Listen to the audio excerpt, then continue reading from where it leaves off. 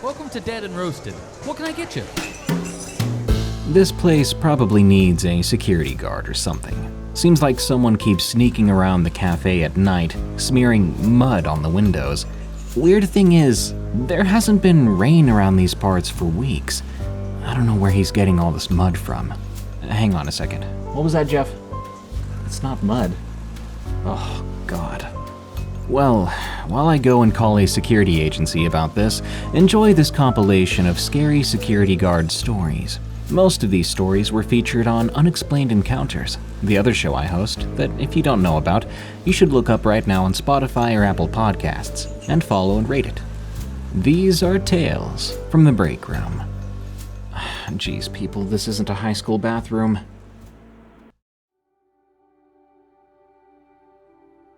A Dire Confession from C-Note 78. I work as a transit security officer in Vancouver, British Columbia. My job entails dealing with problems on the bus. If someone is drunk and causing a problem, or if someone is passed out and not waking up. We also rode the buses to check to make sure people pay their fares and are not cheating the system. Anyway, on this particular night, which was a graveyard shift, as we work from 7:30 p.m. to 5:30 a.m., I had ridden in one of our late-night buses from downtown to the suburbs of Surrey, which was about a 90-minute bus ride. We got through the night without any hitches. My partner and I were in the patrol car, heading back to the office to finish off our paperwork for the night, then clock out. My partner was driving, and I was the passenger. It was about 4:45 a.m. then, and it was in the fall, so it was still dark out. That's when I see this guy standing on the side of the road, just staring at the cars passing by. As our car is about to pass by, I make eye contact with him. I still remember those beady little eyes of his. His eyes looked left and right and back and forth when all of a sudden he runs out into traffic. Luckily, my partner sees him and swerves to avoid running him over. I tell him to pull over the car. Then we run over to where the guy was standing as he's walking back to the curb. I'm upset at this guy, obviously, as we almost hit him with the car. I began to yell at him, asking him what the heck his problem is. I wanted to know if he knew how close he was to getting killed. It was at this point I got a good look of his eyes, and I can see that the guy's not all there. I changed my approach and asked him what was going on. Maybe we could help him if he tells us what's happening. I'm thinking this guy is on some heavy drugs or has a mental illness of some kind, or both. The man then looks at me and my partner and says, "I need to talk to a justice of the peace. I need to confess." My partner and I look at each other, both with confirming looks that this guy is crazy, and maybe we should call the cops. I ask him, "What's going on, buddy? What do you want to confess?" The guy refuses to talk to anyone except for a justice of the peace or judge, and again says he needs to confess. My partner starts to call it in to dispatch, as I try to get some more details and a name, a date of birth, address, etc. As I'm trying to get more information from him, another wave of cars begins to approach. They would be passing by momentarily. The guy just keeps repeating, "I need to confess. I need to confess." Then he takes another shot at running in front of the passing cars. The fight was on, and lucky for us, the guy wasn't very large in stature. Maybe 5'5" and 140 to 150 pounds. I was well over his size, and I had a partner for backup, who was fit and an active athlete. So the guy was easily subdued, and since we felt he was at risk of harming himself or someone else, we decided to handcuff and arrest him for safety until the police arrived. Try as I might, I wanted to get him to tell me what he wanted to confess. but he kept wanting to talk only to the justice of the peace. The police showed up shortly afterward and took the male into custody. This happened in 2016, and it still bothers me to this day. What did he want to confess? Maybe there was a house with a dead body somewhere, or maybe he was just out of his mind. We'll never know, I guess. The Shadow Man, from Jack Mustard.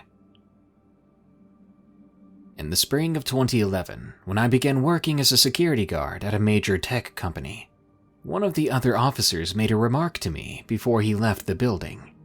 "Don't let any odd sounds get to you," he said. I told him most sites have unusual noises and they don't really bother me. I'm unlikely to encounter anything of a supernatural nature here, I said. "Oh, I don't know about that," he replied.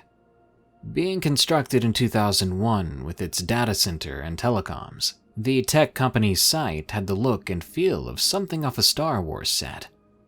It was a new high-tech structure with no history and no known tragedy. Besides me, the only energy there was computer energy. For nearly the first 3 years of my job, my initial assessment was proven correct. But there was one night in 2012, when I was reading a blog, I caught a glimpse out of the corner of my eye of a pitch-black figure flashing across the second floor. Near the security desk is a large circular opening where one can see the walkway on the second floor. It looked like a robber dressed in black with a face mask, except it moved fast. It moved faster than any human could move. I brushed it off as nothing to be concerned about and continued to read my blog. I never mentioned it to anyone, and I forgot about it. I didn't see it head on, so it didn't really exist to me. It was a figment of my late-night imagination.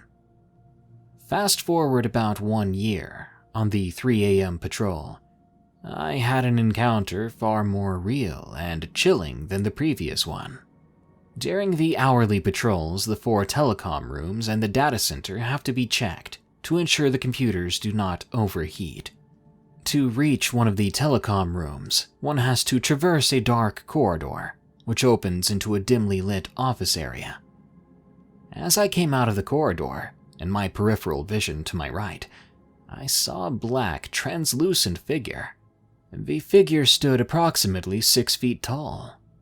One could discern a head, neck, torso, and limbs, and it appeared to have short dreadlocks. I turned to look at it, and actually saw it straight on for about 2 seconds. It was black, faceless, but definitely real. I jumped backward and let out what seemed to be a loud yell. No one could hear me. The shadowy figure stepped back and blended itself into the background. The atmosphere lightened and returned to normal. Needless to say, the main lights went on and stayed on early that morning. When the security supervisor relieved me that morning, I asked him if any tragedies had occurred in the building or near the site. I considered him a reliable source to ask, as he had worked at the tech company since its opening. He said that no one had died on site, and he didn't remember anyone with short dreadlocks ever working there. Could something have happened prior to the construction of the building? Further research into the history of the place turned up nothing. To this day, I'm still uncertain as to who or what the mysterious Shadow Man, or Shadow Men, were.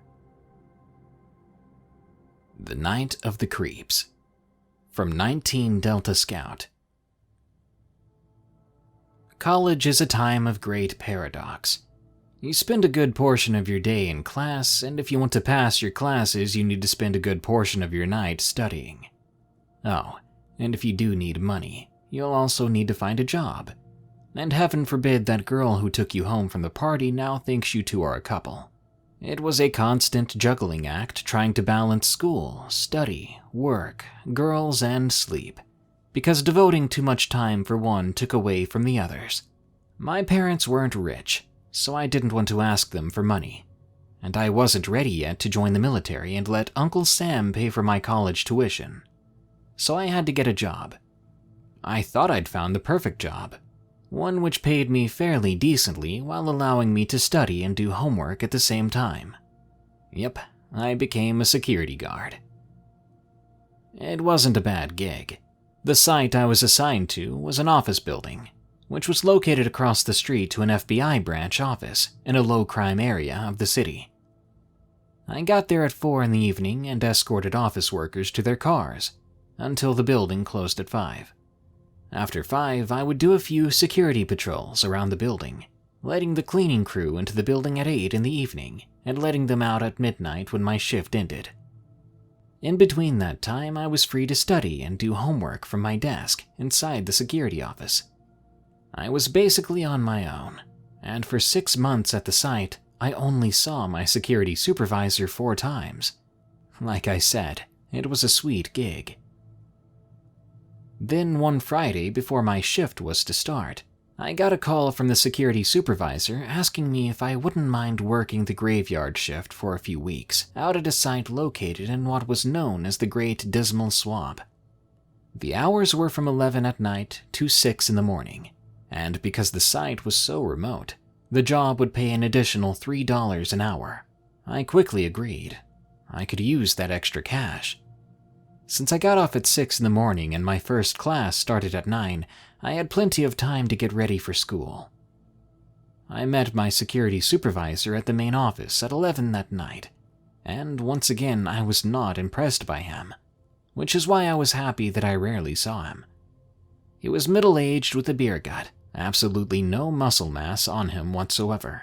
His hair was, in my opinion, too long and scraggly to inspire confidence in someone who was supposed to be a security guard, and he had a bushy, naughty movie stash, if you know what I'm saying. His hairy arms hid really tacky-looking tattoos, which he said he got while he was in the Navy, but they looked like tattoos that you'd get while serving time in prison.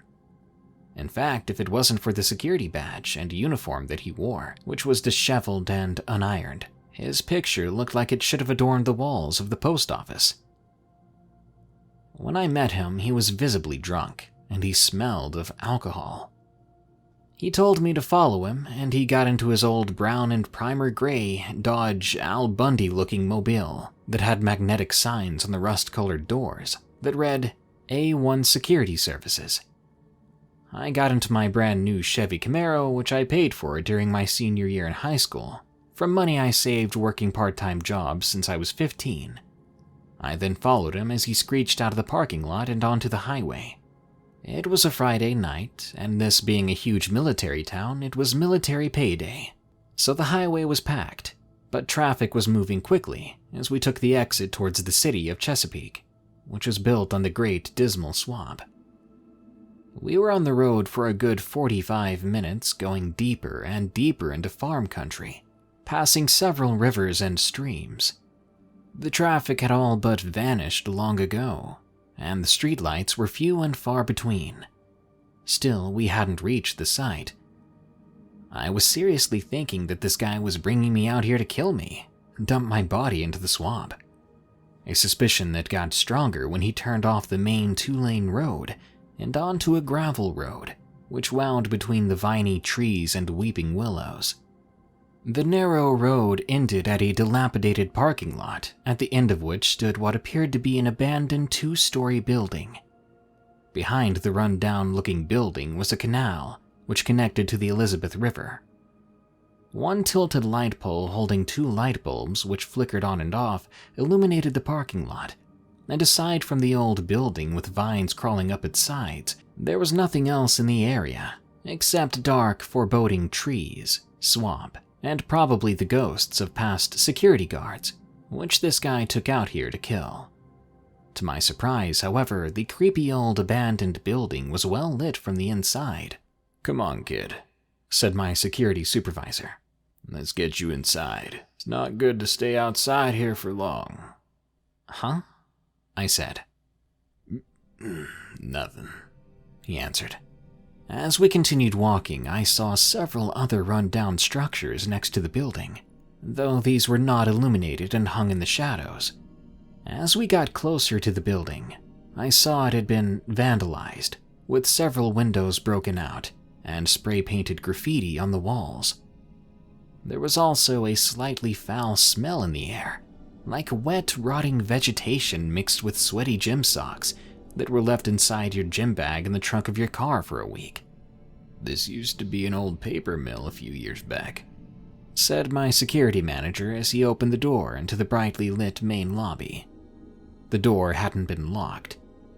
"The mill went out of business and just sat here until it was bought by a Dutch company that wants to start it back up sometime next year. Till then, they want us to keep watch over the facility to discourage vandals and such." We walked down the main corridor, which was littered with broken glass, leaves, and more graffiti, past a broken set of double doors and towards a room at the end of the hallway. "Doesn't look like there's been any vandals here for a while," I observed as our footsteps echoed across the tomb-like building. "Probably not," my supervisor replied.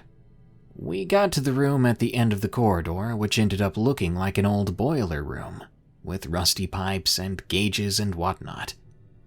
A large table stretched across the wall where windows looked out across the canal outside. 3 old black padded chairs were at the table. "Well, here we are," said my supervisor.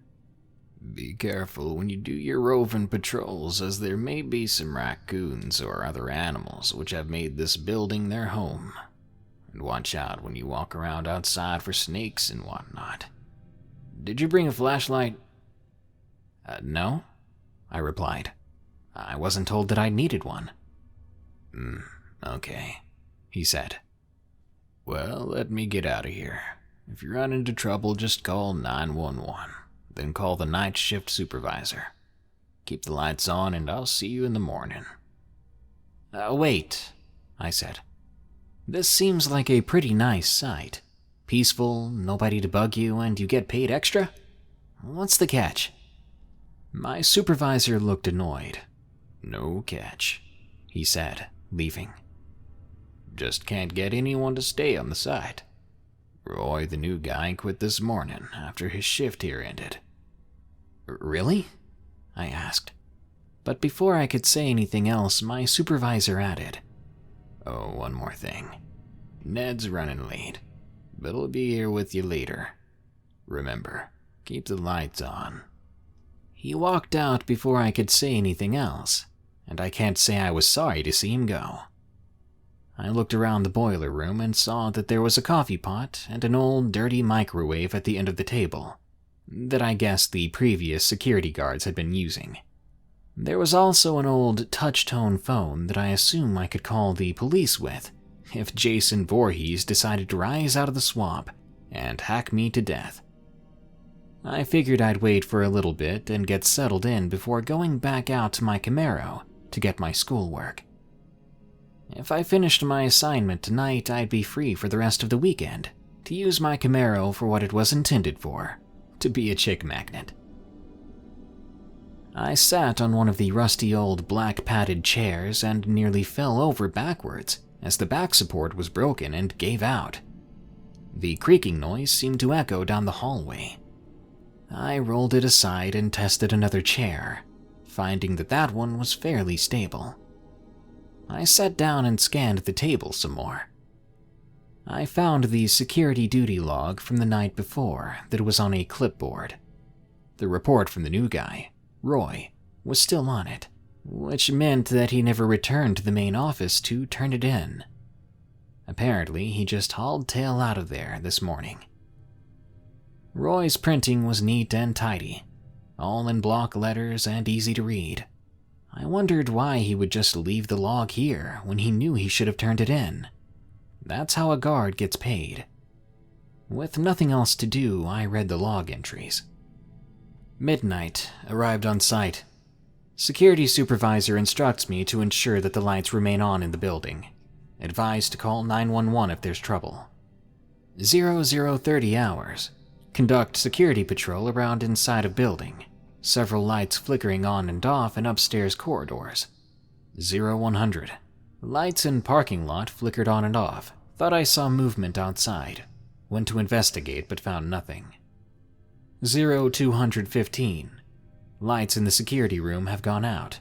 Lights in main hallway downstairs flickering on and off. Going to look for breaker box. 0230. Cannot find breaker box, but I thought I saw someone outside looking through a window in the security room. Going to investigate. 0250. There's definitely someone outside.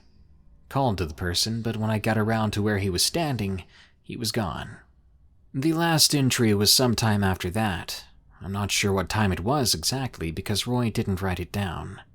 However, Roy's handwriting was no longer neat and uniform, but shaky, almost as if he panicked. It simply said, "All lights completely out. That's not a person looking into the window. I'm out of here." I tossed the clipboard back onto the table. So what, I thought. Did a badger scare you away? The lights in the room flickered for a second but came back on. I thought I saw something at the window out of the corner of my eye, but I dismissed it as a trick of the flickering lights. I leaned back in my chair wondering when the other guard was supposed to be here. I usually worked by myself. I didn't know too many other guards. I'd heard the name Ned before, but usually as Old Bloody Ned. I wondered if that was the same guy. I decided it was a good time to do a patrol around the building, to get a feel for the place. I use the term patrol loosely, as it sounded more professional than having fun exploring a creepy old abandoned paper mill. As it turned out, as far as abandoned office buildings go, it was pretty unremarkable.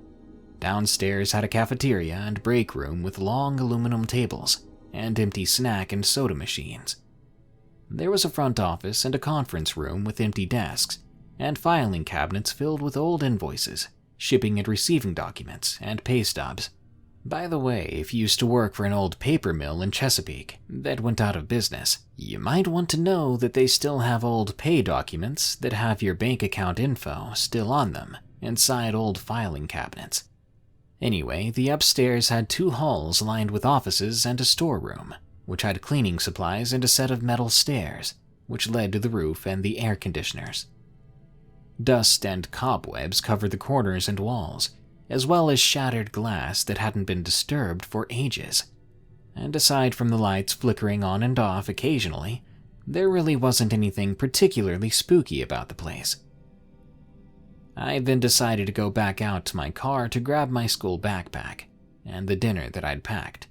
2 double-decker smoked ham and bologna sandwiches, with Swiss cheese and the right amount of spicy mustard and mayonnaise with a tall can of Pringles chips, and a couple of ice-cold Red Bulls. This was going to be yummy, as I'd only eaten lunch about 12 hours earlier. I was famished. I returned to the boiler room, tossed my backpack to the side, and laid out my dinner, anxious to sink my teeth into those delicious sandwiches. I first wrote a quick entry into the security log. 0130. Completed security patrol around building. Lights flickering occasionally, but otherwise all secure. Just as I turned to grab a sandwich, all the lights in the building went out.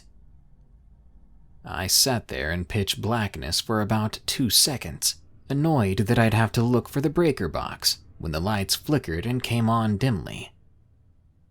The lights were flickering when I heard a shuffling noise coming from the main hallway. Slowly, I got up, easing the seat back quietly in order to hear better. Yeah, there definitely was something shambling down the hallway towards me.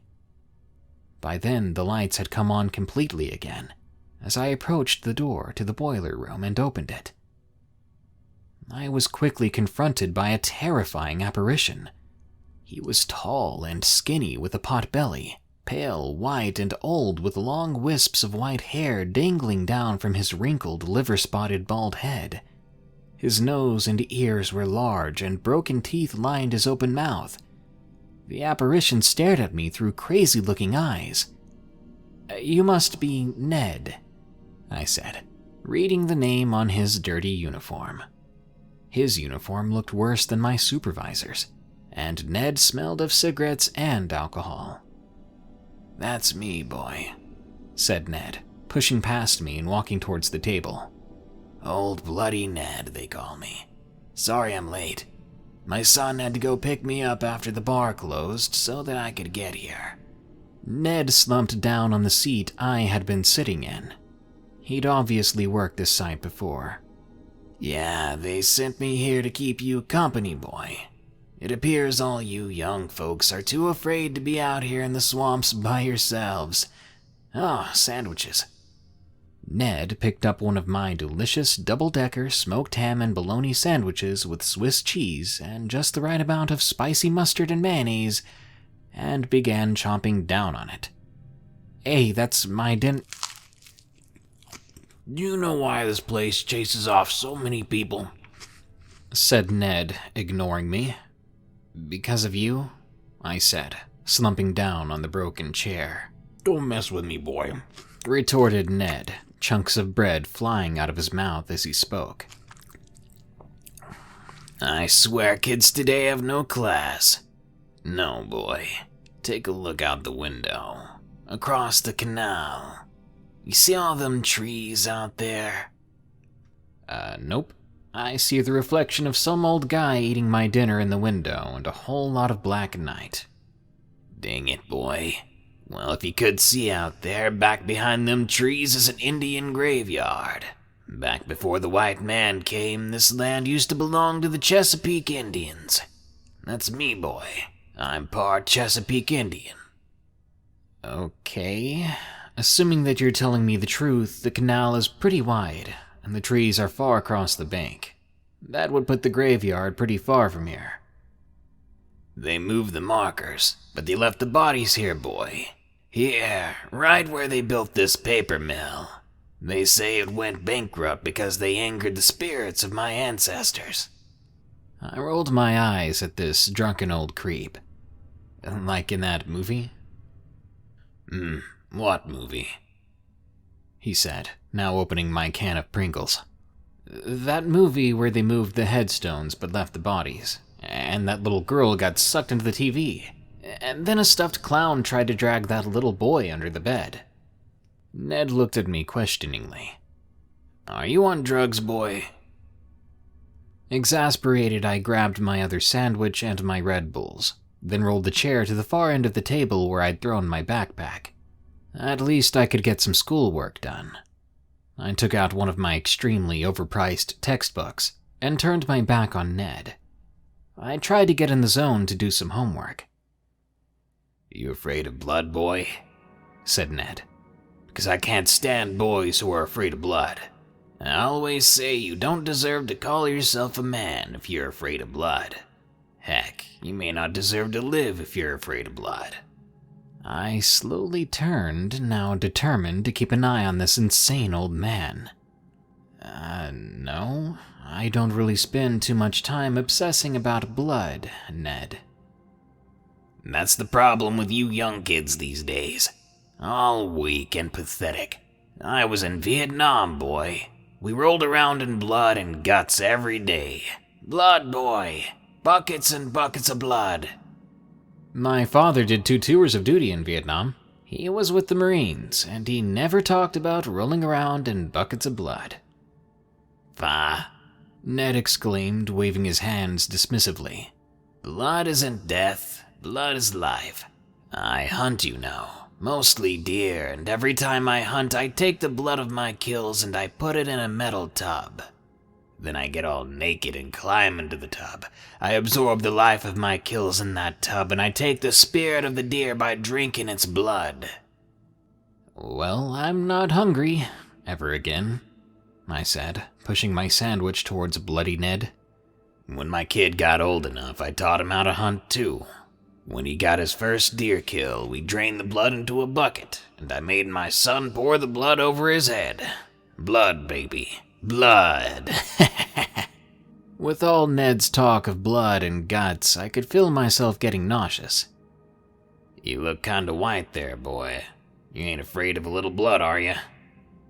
No, I said, getting up on wobbly feet. I'm going on a patrol. Get some fresh air. Don't let them ghosts get you, boy. cackled Ned as I left the room.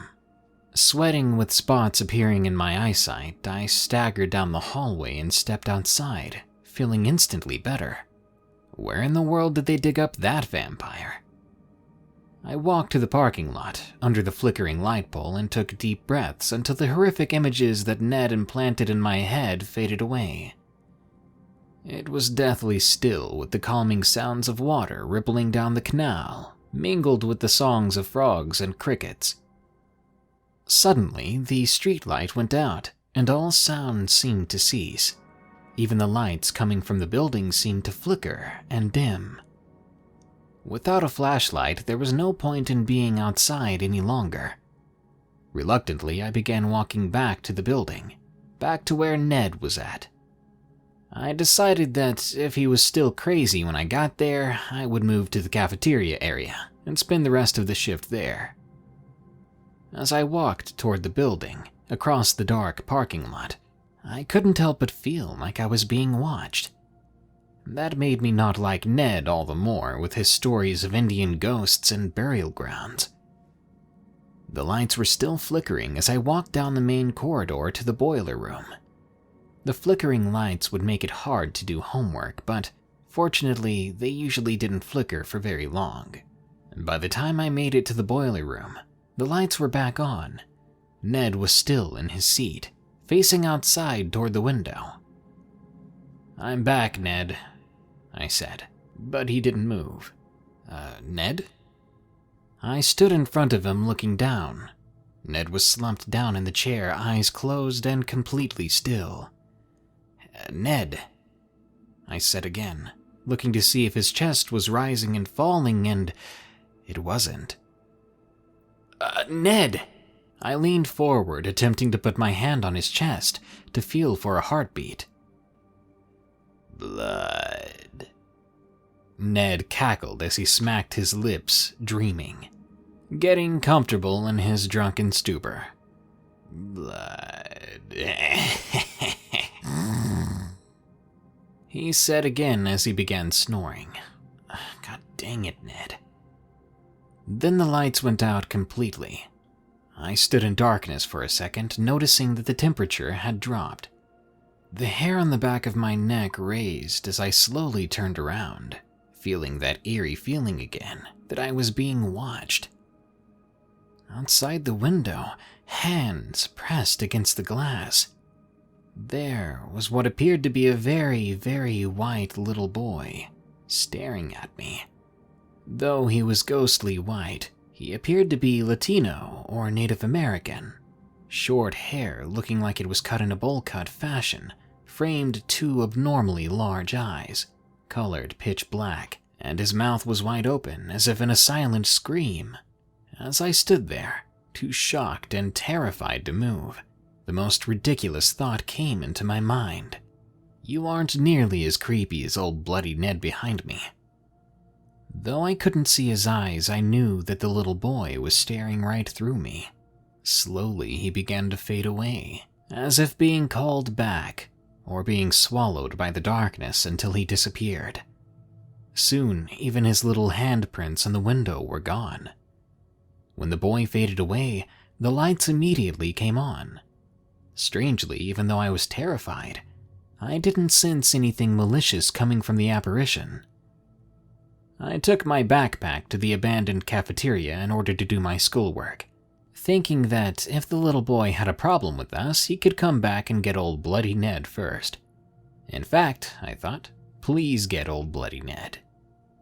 I was working on my assignment for so long that I didn't realize it was almost time for shift change. To my surprise, my security supervisor came into the building at around 15 minutes before then. Old bloody Ned was asleep the whole time until shift change, when he finally woke up. My security supervisor shambled down the corridor, smelling of alcohol. His eyes were bloodshot and he was obviously hungover. Old bloody Ned awoke and stumbled over to him. "Hey, son," Old bloody Ned said. "Son?"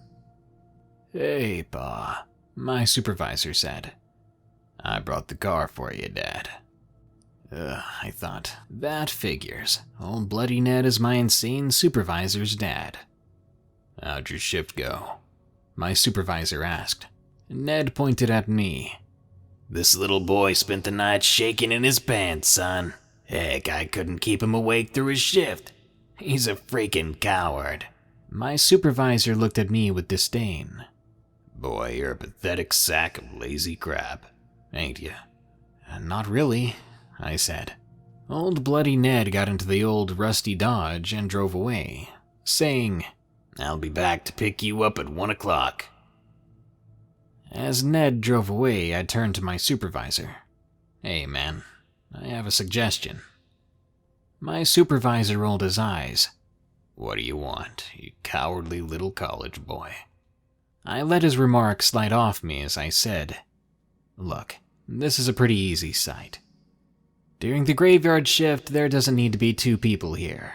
When I come back tonight, Ned shouldn't be here. The Rat, submitted by Solely Americas.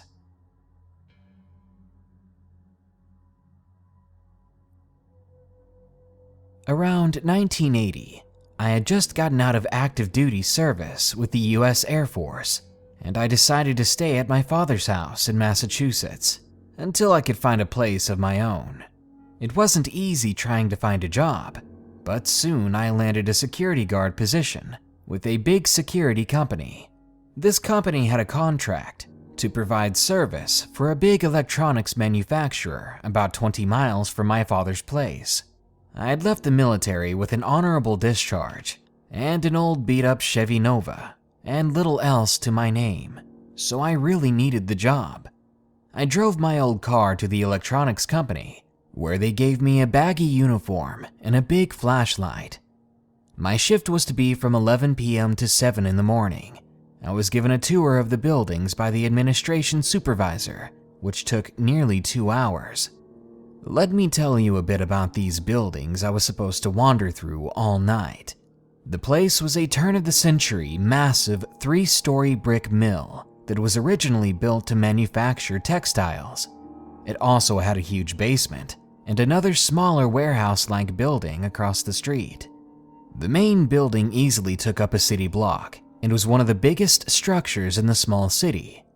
The interior had been renovated to accommodate offices, laboratories, manufacturing space, and other work areas. It was pretty much a maze in there, and the place stunk of chemicals for electroplating electronic components. It wasn't my idea of the best job in the world, but it was a start. I felt that if I put up with it in the meantime, then I might be able to move up in the company itself. That way I'd be all set. The building across the street was used by the electronics manufacturer to store things like packaging materials, old furniture, and other assorted junk. There were 2 ways to get into that building: either go outside and cross the busy street, or go through an old tunnel underground that ran under the street. It was part of the guards' rounds to inspect the big building and the building across the road several times every night. I've always been a night person anyway, and have always sought jobs where I could work alone.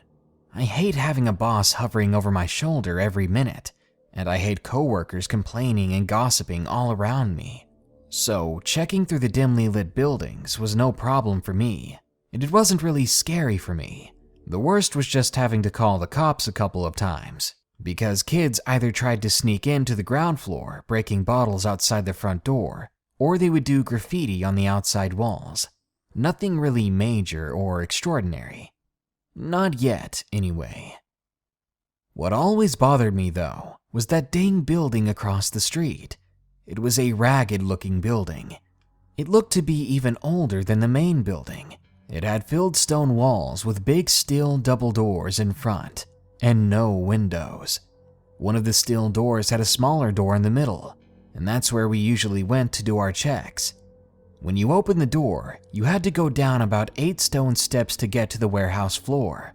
The filled stone walls were crumbling, and in some places, you could actually see through the cracks between the stones.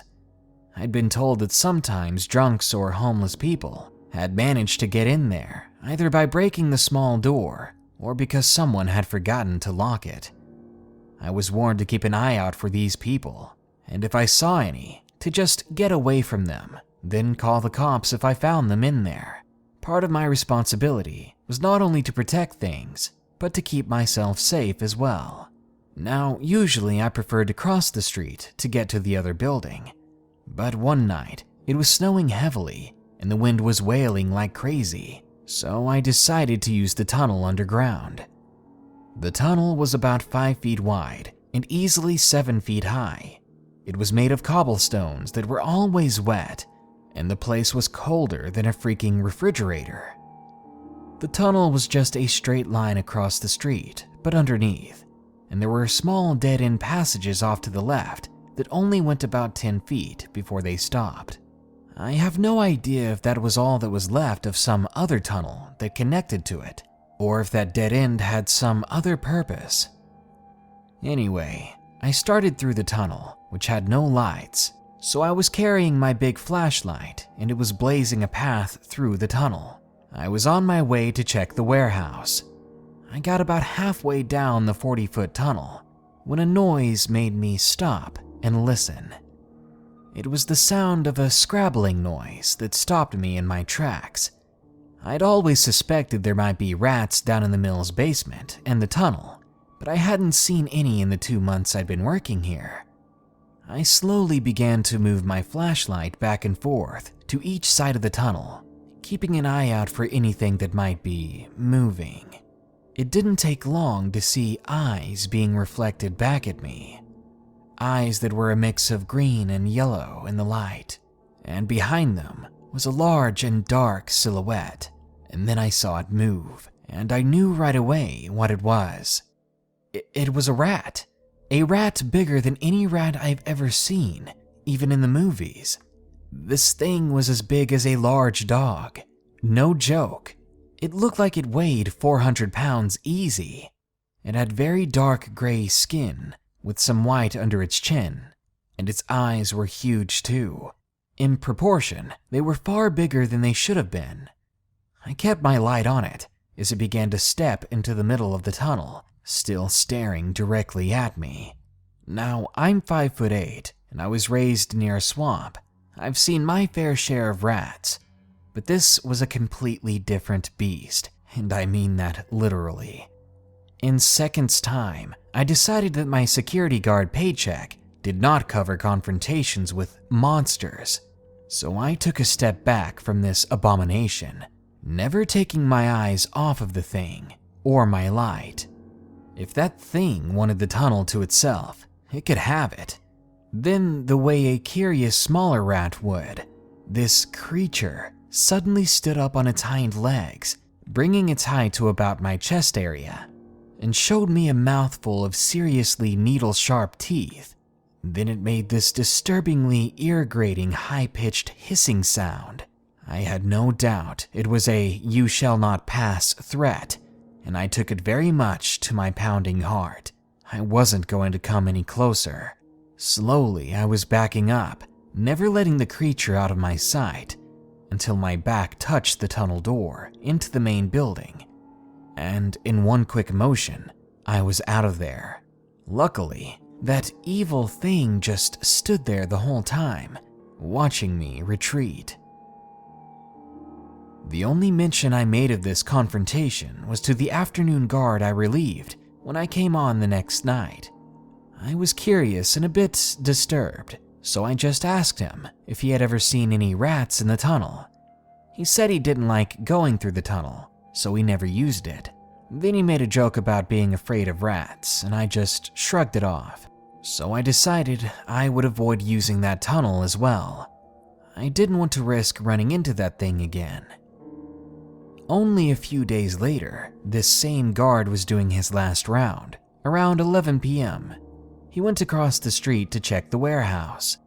He discovered that the small door that we used for entry was broken open, but being the brave fellow he was, he decided to go in anyway to check it out.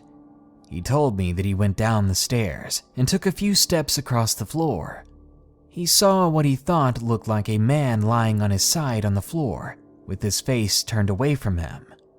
The guard, of course, assumed that it was just another drunk or homeless man because the man appeared to be dressed in dirty old clothes. Then he heard a strange crunching, sticky noise, as he called it, and he took a step forward to the man on the floor to see what he was doing to make that noise. As the guard approached, he said a massive rat, bigger than a dog, stood up from behind the man's body. It stood on its hind legs and jumped over the man, charging the guard right away, knocking the flashlight out of his hand and biting him straight through his glove. The guard screamed and said he threw the beast off of him and stumbled up the stairs and out the door, slamming it shut behind him. He ran back across the street to call the cops and an ambulance. I arrived just as the ambulance was leaving, so I never saw the man my coworker had found on the floor, but I was told he was all right. He had just passed out drunk on the floor. The rat had found him and began chewing on his hands and fingers. It apparently started on his face and neck as well. He had permanent scarring from the event. I'm just glad that I wasn't the one who had to see it. The man was pretty messed up after that event, and my coworker quit the next day, and of course went to get anti-rabies and vaccine shots. I can't say I blame him. That would be enough to chase me away as well. In fact, I didn't stay there very long afterwards, and I moved to another state for a better job. A few years later, my brother, who had worked with explosives while in the army, told me that he got a job at the same mill, the mill where I met the monstrous rat. The electronics manufacturer was no longer there, and the new owners wanted the first floor removed to make a high space for some other kind of business. My brother set explosives and dropped the first floor into the basement in what I was told was a pretty spectacular show. A few minutes after the floor went down, my brother told me he heard what sounded like gunshots, so he went to the corner of the building to look down the alleyway to see what was going on. There were 2 cops down there, my brother said, who were part of a detail to keep people away during the demolition. Their guns were drawn and smoking.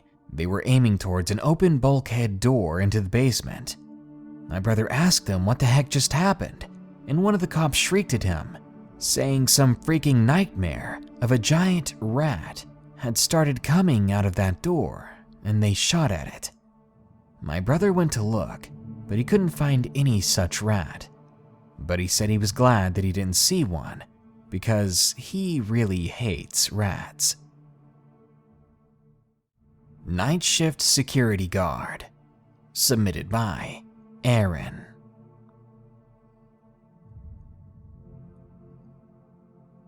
I worked as a security guard for a few years after moving to a small city in British Columbia. It was a well-paying job, and night shifts were more my thing, since I was kind of an insomniac. I had just turned 20 and was now 6'3" and 230 pounds. Just to give you some detail about myself, I was a bit of an intimidating guy, but everyone knew I was a sweetheart, and I never caused any drama with people. I prefer to be alone myself. My coworkers often called me Jay because I always wore a Toronto Blue Jays hat. Anyway, I worked at a rather well-known nightclub and worked only weeknights. The place was pretty nice and had a DJ and everything. Well, one Saturday, summer had just kicked in and the nights started to get warmer and warmer.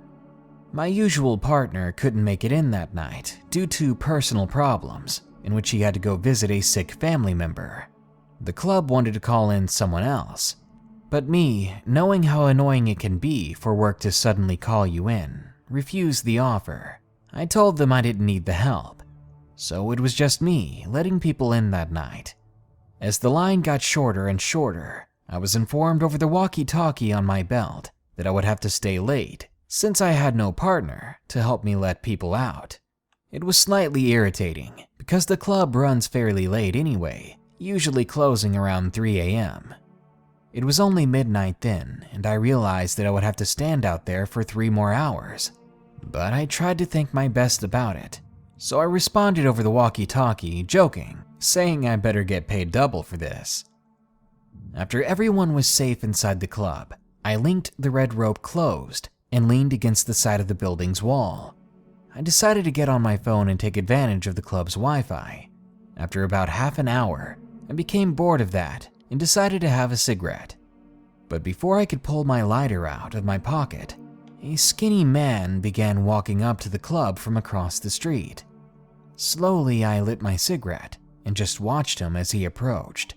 I have pretty poor eyesight, almost legally blind, so usually I would either wear my glasses or contacts, but tonight I had been in a rush and I didn't have time to grab anything, so I couldn't really see the details of this man.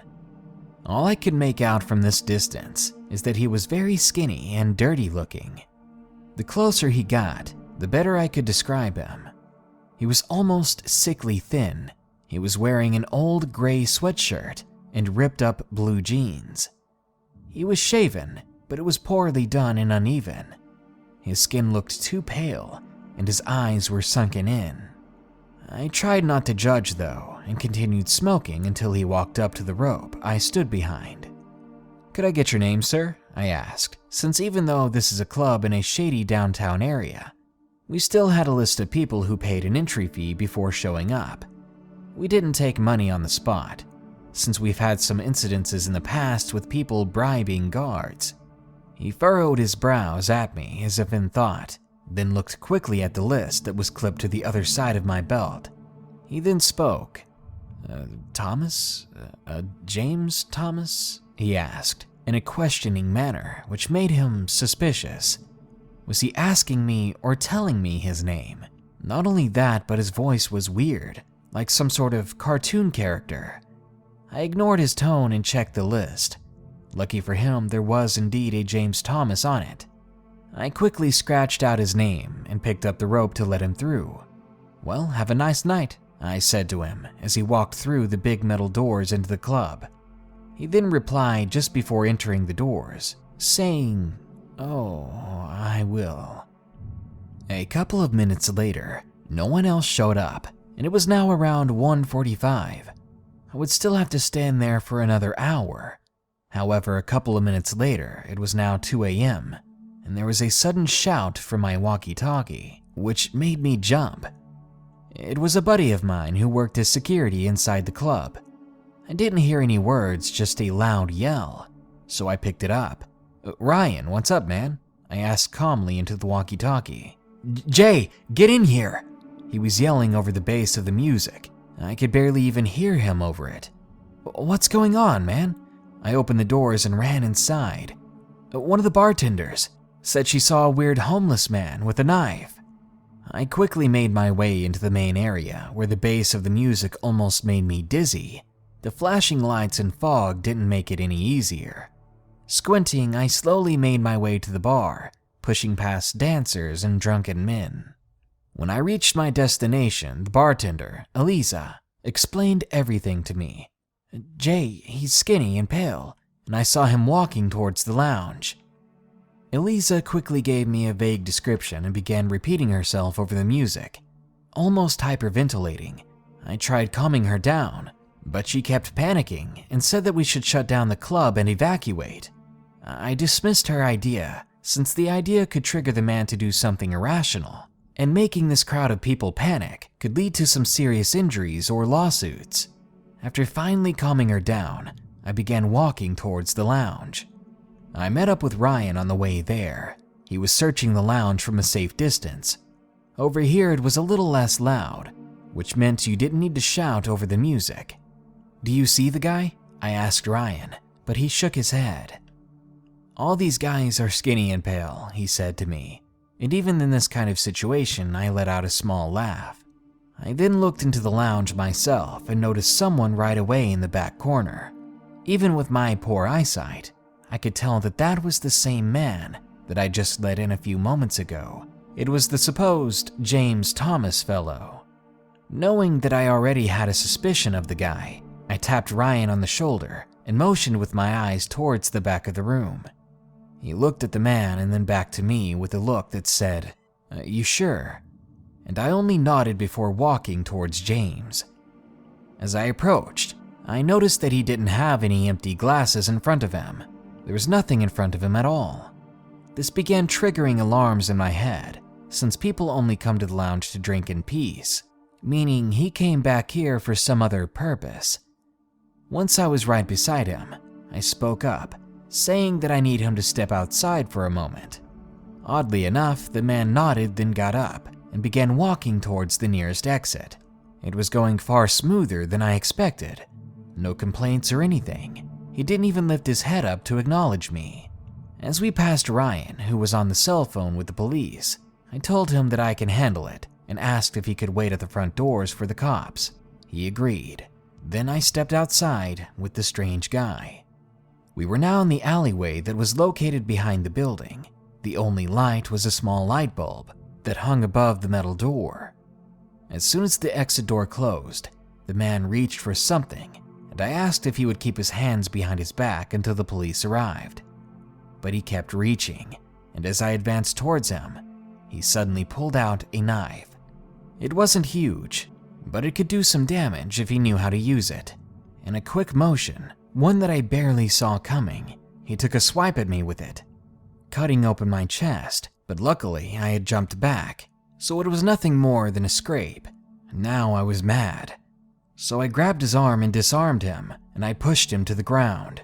When he hit the ground, he began laughing while desperately reaching for his knife, which was now laying about 3 feet away. He just kept laughing, high-pitched and loud. And then he began to curse me, saying that he'll gut me like a fish and slit everyone's throats. This guy wasn't on drugs, he was just insane, and he really did want to hurt someone, just for the simple sake of hurting people. Soon, the sirens and police cars made their way down the alleyway. I let out a sigh of relief as I recognized the officer, who was another friend of mine, so he could tell right away that I wasn't the dangerous one here. Michael, the officer, approached me and quickly cuffed the guy as I kept him down.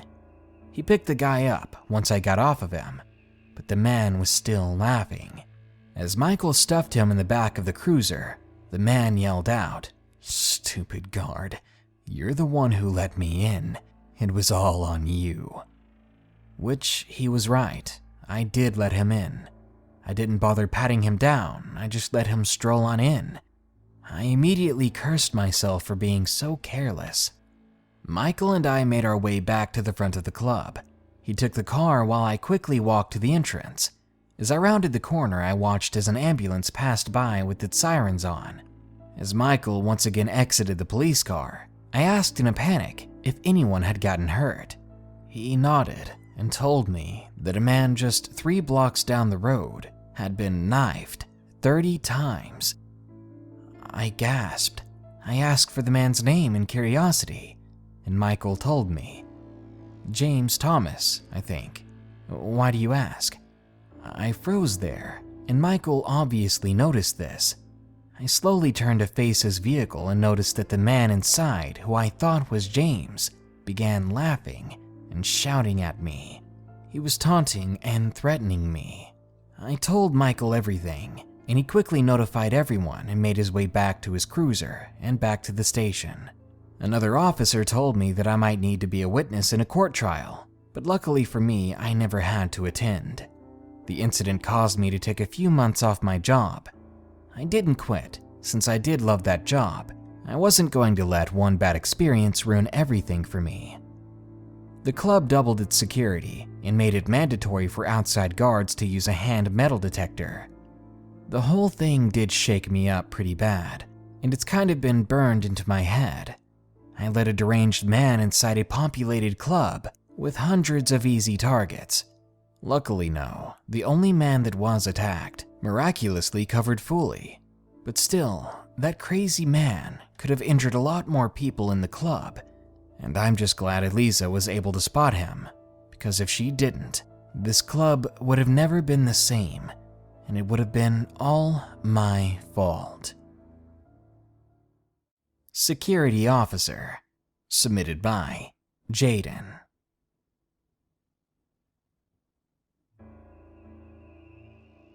I'm a security officer, and I had just gotten contracted to conduct fire watch at an elementary school that was in a not-so-safe neighborhood. A really bad thunderstorm had come through the previous night, striking the building, which caused the fire alarm system to go down. To enter the school courtyard, the area is surrounded by gates with keypads. The new supervisor needed to conduct a walkthrough with me at the beginning of the shift. I didn't really know the layout of the building, so coming up on a corner, I wanted to check it for any doors. My supervisor stopped me from checking, saying she needed to walk me through the rest of the courtyard and the perimeters, so I gave up and didn't argue, as me and the supervisor in question usually never see eye to eye on anything. An hour later, when conducting my patrol, I found a side access gate that could only be opened from the inside if you didn't have a key. The thing was, the access gate had been left open and was just hanging there. Without thinking anything of it, I just closed it myself, then went about my patrol as usual, not finding anyone at the time. However, a few hours later, around midnight, I had to go to the bathroom thanks to some Red Bull and coffee. So I entered the courtyard to go use the one single-person restroom that was left for us to use. After doing my thing, I slowly opened the bathroom door, only to see some skinny man who looked tweaked out of his mind, holding a knife. The man was twitching and shaking all over, his eyes darting in every direction all at once. He looked like he was about to explode.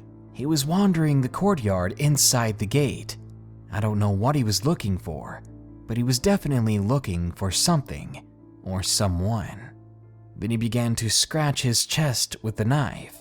The moment I saw this scene, I shut the bathroom door and locked myself in, immediately calling the cops.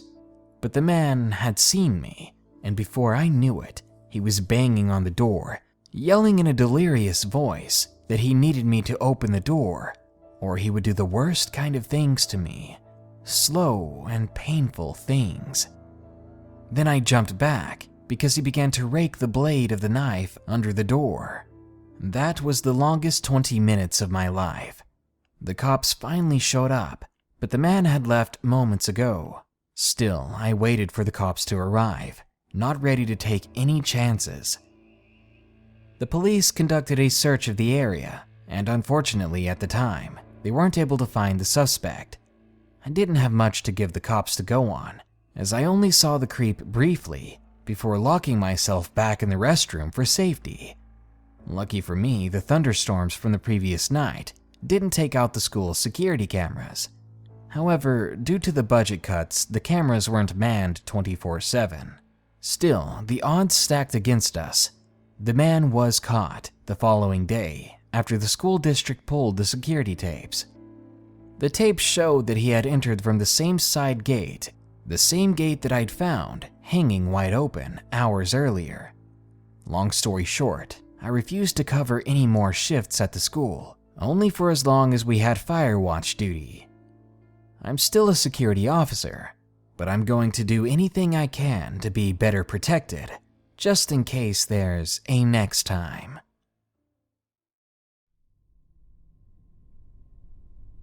The Bird Grabber, from Garabin. The second job I ever had was a night shift security gig. I was honestly quite surprised I got the call back on that one, as I'd hardly had any experience working anywhere. I was a 19-year-old sheltered guy, but I'd always been taller than my peers growing up, so maybe that had something to do with it. I lived in a small college town in New England. The security guard position had me looking after an old mausoleum containing some family tombs. It was autumn when I started, and with the trees being bare or nearly bare, the place was absolutely creepy after sundown. It took me a few weeks to stop feeling that sort of dread or fear you get when you're alone in a very dark and creepy place. But yeah, once everything became routine for me, that feeling went away. I ended up working there for 3 years. I quit after managing to get a scholarship to finish up 2 more years at university and finally finish up my bachelor's degree. I wanted to focus on my school full time. Anyway, my shift began at 10 p.m. each night, and I'd work until 8 in the morning. That meant 10-hour night shifts 5 days a week. It was a gravy job, honestly. It did not take me long to get into the flow and theme of the place. Remembering my rounds became second nature in no time, and I would often even listen to true crime and paranormal podcasts on my phone via Spotify while walking around in the dark. You could probably understand why, at a certain point, I believed that nothing could scare me, or that I was at the very least ready for anything. But then came the longest night of my entire life. This was the night that I saw something that I'll never forget and will never be able to truly explain. It was nearly exactly a year after I started, so that would make it autumn again. The leaves were just starting to turn this year, but the temperature was beyond freezing already. I was doing my rounds with a sweater under my blizzard-ready jacket. While between rounds, I would make sure to keep the coffee pot hot and full. You could call it cozy, save for the couple of hours of rounds I had to do. During my second round for that night, I got up and downed a cup of coffee. Then I threw my toasty jacket back on and exited the security building. This building was little more than a well-insulated shed. Before you could step foot in the mausoleum from there, you'd have to walk through a small outcropping row of trees via a footpath. This outcropping was pretty short, but it was thick enough that you could not see the mausoleum on the other side, adding a bit of suspense when you walked through the footpath at night. So I made my way through, and a few minutes later I was in the mausoleum, checking the tombs and gravestones for tampering, and making sure no teenagers were hanging out on the hillside, smoking it up or getting frisky. That happened quite a lot, believe it or not. I made my way over to the archway of the main family plot when I heard the shifting of tree branches. There was little to no wind that night, so the moment I heard that sound, I knew that some branches were being shifted around by an animal or person. I listened closely, eventually suspecting that the sounds were a bit too heavy and slow to be that of a squirrel crawling around on them. I laughed to myself, thinking about how awkward it's going to be when I have to make my way to the tree in question, only to find a couple of kids trying and failing to make out in a tree. I rounded the edge of the main plot, where a tall poplar tree had stood for ages. When I turned the corner past a stone tomb, I found myself in full view staring into something nearly 7 yards away from me that shook me to my very core. I couldn't breathe. I couldn't blink. My body went as stiff as a freaking board. It was an instinctual response. I'd never reacted like that before. I was terrified. Now, I'll describe to you what I saw, but I'll admit here that it's going to sound insane. Imagine a man with no clothes or hair whatsoever on his body. Turn his skin pale and nearly a super light shade of blue-green, then slather him with a viscous slime. And to top it off, stretch him so that he's half the width of a normal man, but twice the height. That's what I was looking at. Some sort of creature that was a nightmarish deformity of a normal man. It was so freaking tall. It was using its lanky arms to slowly reach into the branches of the poplar, pulling and bending them toward its face. Then it picked at the bark with its face and fingers, like it was searching for insects or small animals to consume. And then the worst happened. I somehow managed to choke on my own saliva, causing me to cough just once. The thing steadily turned and lowered its head a bit, soon finding me with its odd-looking eyes. Its eyes were these flat, straight, horizontal slits.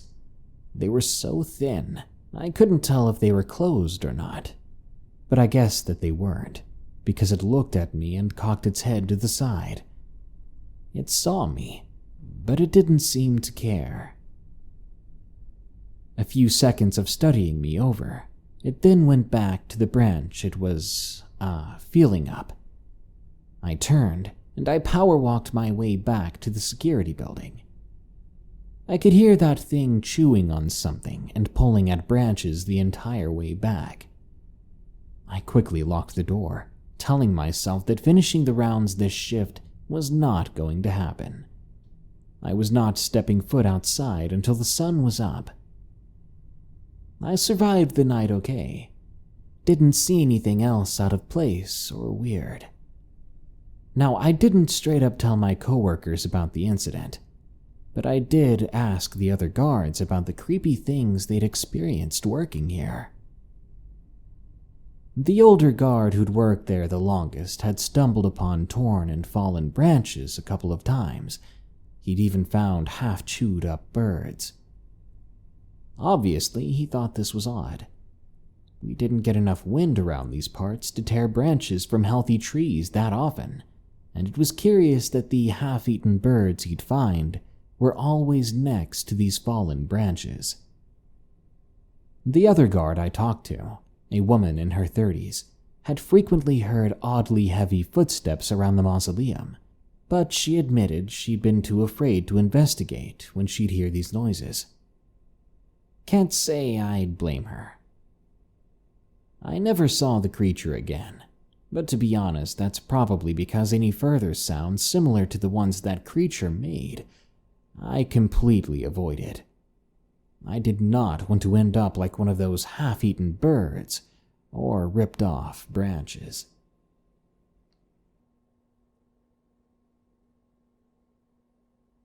Grave Shift Security Story from Kix037.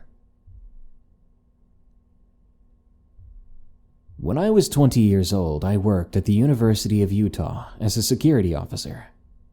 At that time, my now ex and I worked the same shift, which was the graveyard shift. Her name was Anne. Working on a big campus and also working nights, you always hear about haunted buildings, haunted places, all kinds of alleged spooks. Well, on this particular night, I was feeling adventurous, and I wanted to show Anne that I was an adventurous guy.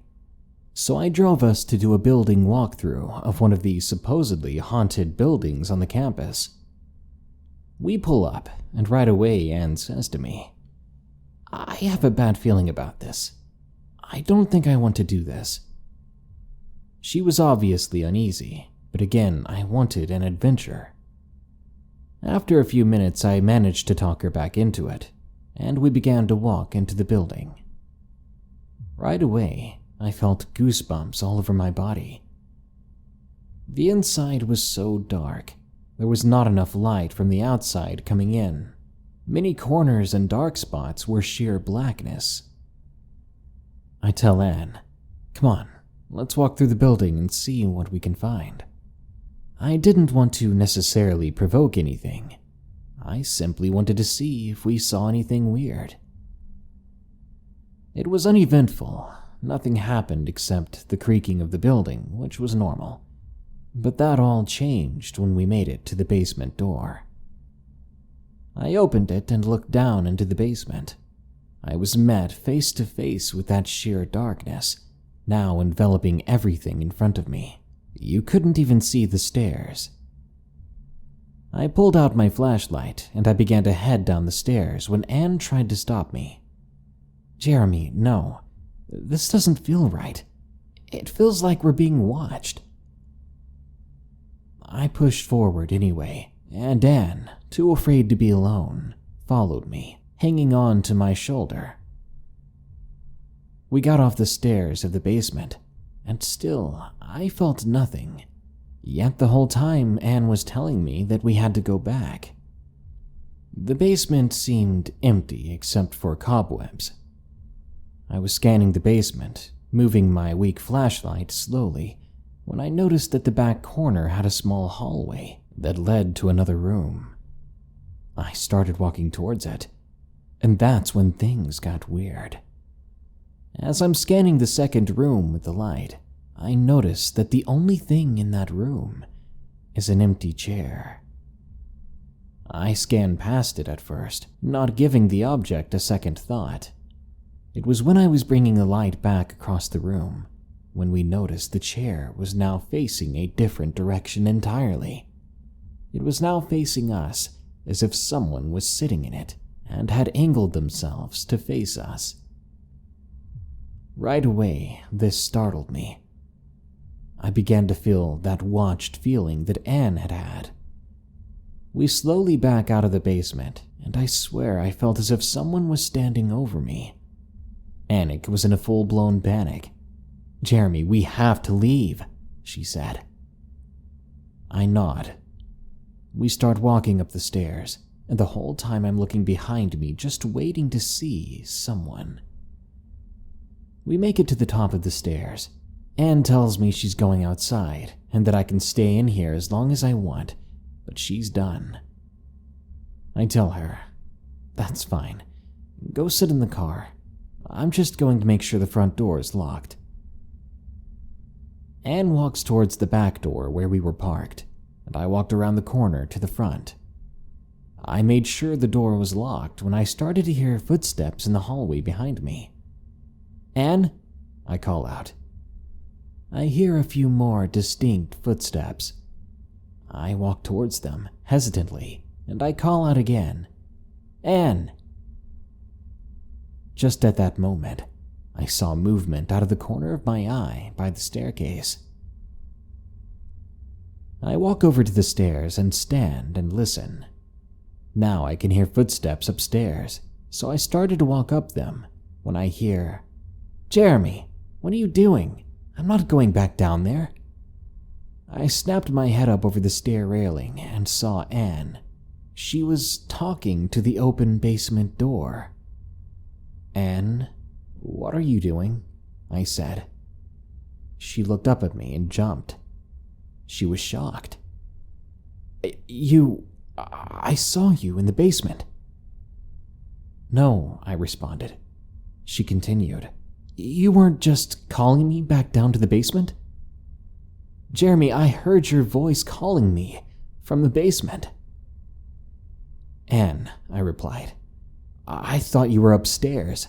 I swear to God I saw you walking up the staircase." I saw the terror in her eyes, so we both flew out of that building as quickly as possible. Once we made it to the point where we were calm enough to think about the situation, I began to realize whatever was in that house was trying to separate us. Something wanted me upstairs, while it tried to take her down into the basement.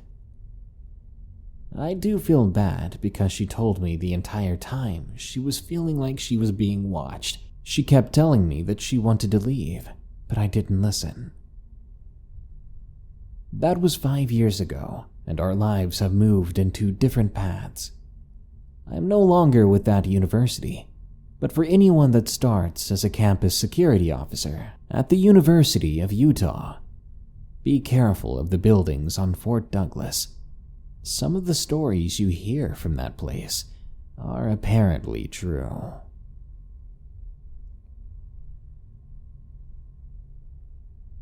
Never Quite Alone, from Anonymous.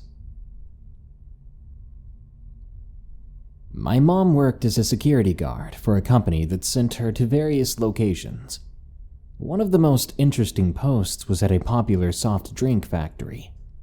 While my mom worked second shift, this shift still had very little actual workers present after around 6 p.m. or so.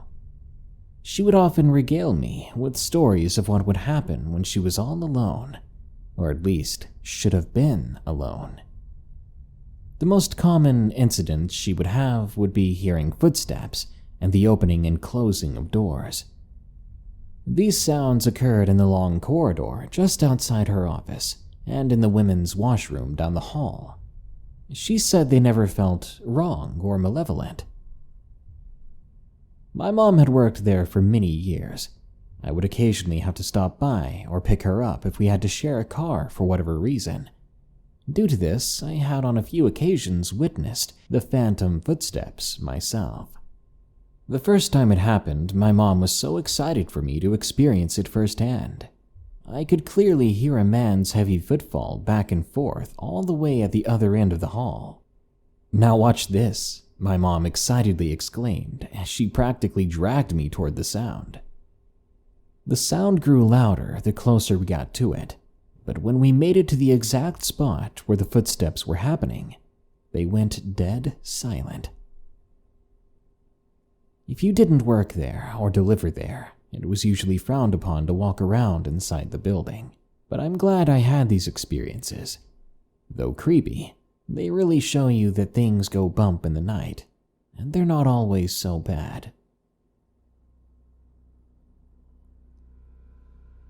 Scary security guard in my building. From Anonymous. This happened about 2 years ago. I was 14 years old and pretty short for my age. I live in Canada, and I'd like to say I live in a relatively safe neighborhood. In my apartment building, I know everyone, even the staff, and because I'm so well known, the staff lets me and my friends wander around the building at night, so long as we keep quiet. You don't want to wake up the neighbors. One summer night, I was with my 2 friends, Jade and Derek. Jade, Derek, and I were walking around the building like we normally do, and had made our way up to the 10th floor to ask another friend if he wanted to come hang with us. Now, my building has 2 stairwells and an elevator. The 2 stairwells are on opposite ends of a long hallway, and the elevators are in the middle of the hallway. As we were walking towards our friend's door, we heard the stairwell on the opposite side of the hallway slam close, and there was a man walking towards us. The guy was huge. He was 6'8". He had gray hair and blue eyes, but only looked to be in his mid-40s. I had never seen him here before, and like I said before, I knew everyone in the building. This didn't scare me, but it did confuse me. The man was walking towards us, and I assumed he would just go to the elevators, but he didn't. He walked right past them. I knew for sure that he didn't live on this floor, so why did he keep going? My friend Jade finally noticed him, and as Derek also turned to see the man, the massive guy broke into a run and was coming right for us. Freaking out, I grabbed Jade and pushed her into the stairwell closest to us, yelling at her and Derek to run as Jade and I ran as fast as we could up the stairwell. We made it to the 16th floor before I realized that Derek was nowhere to be seen. We hadn't heard any footsteps, and our stairwell echoes loudly. I went back to look for him. I couldn't just leave him behind. So Jade and I ran back down, quietly opening every door to check for Derek until we found him on the 9th floor. He whispered to us to tell us we needed to switch stairwells and run down to the ground floor, the only floor with security cameras. The 3 of us jumped as we saw the man peering out of the stairwell, the one Jade and I had just come from. We bolted to the other side and ran down the stairs as fast as we could. We just reached the 4th floor when the door was heavily pushed open and the man stood there blocking our way. He began to scream and reach into his back pocket. He was holding something shiny and silver looking, but I couldn't see what it actually was before one of the neighbors came out of their room and asked what was going on. A couple of other sleepy neighbors woke up and entered the hallway as well. His expression turned to anger and fear. He obviously didn't want a commotion, and whatever he'd pulled out of his pocket was now back in his pocket. The man then walked away. We asked the neighbors who had come out first who he was, but she didn't know. This made me uneasy, obviously, and considering that I never saw the man again, even though we kept going out at night with friends, this led me to believe that he wasn't a security guard at all. But why was he dressed as one? And why was he chasing a bunch of children?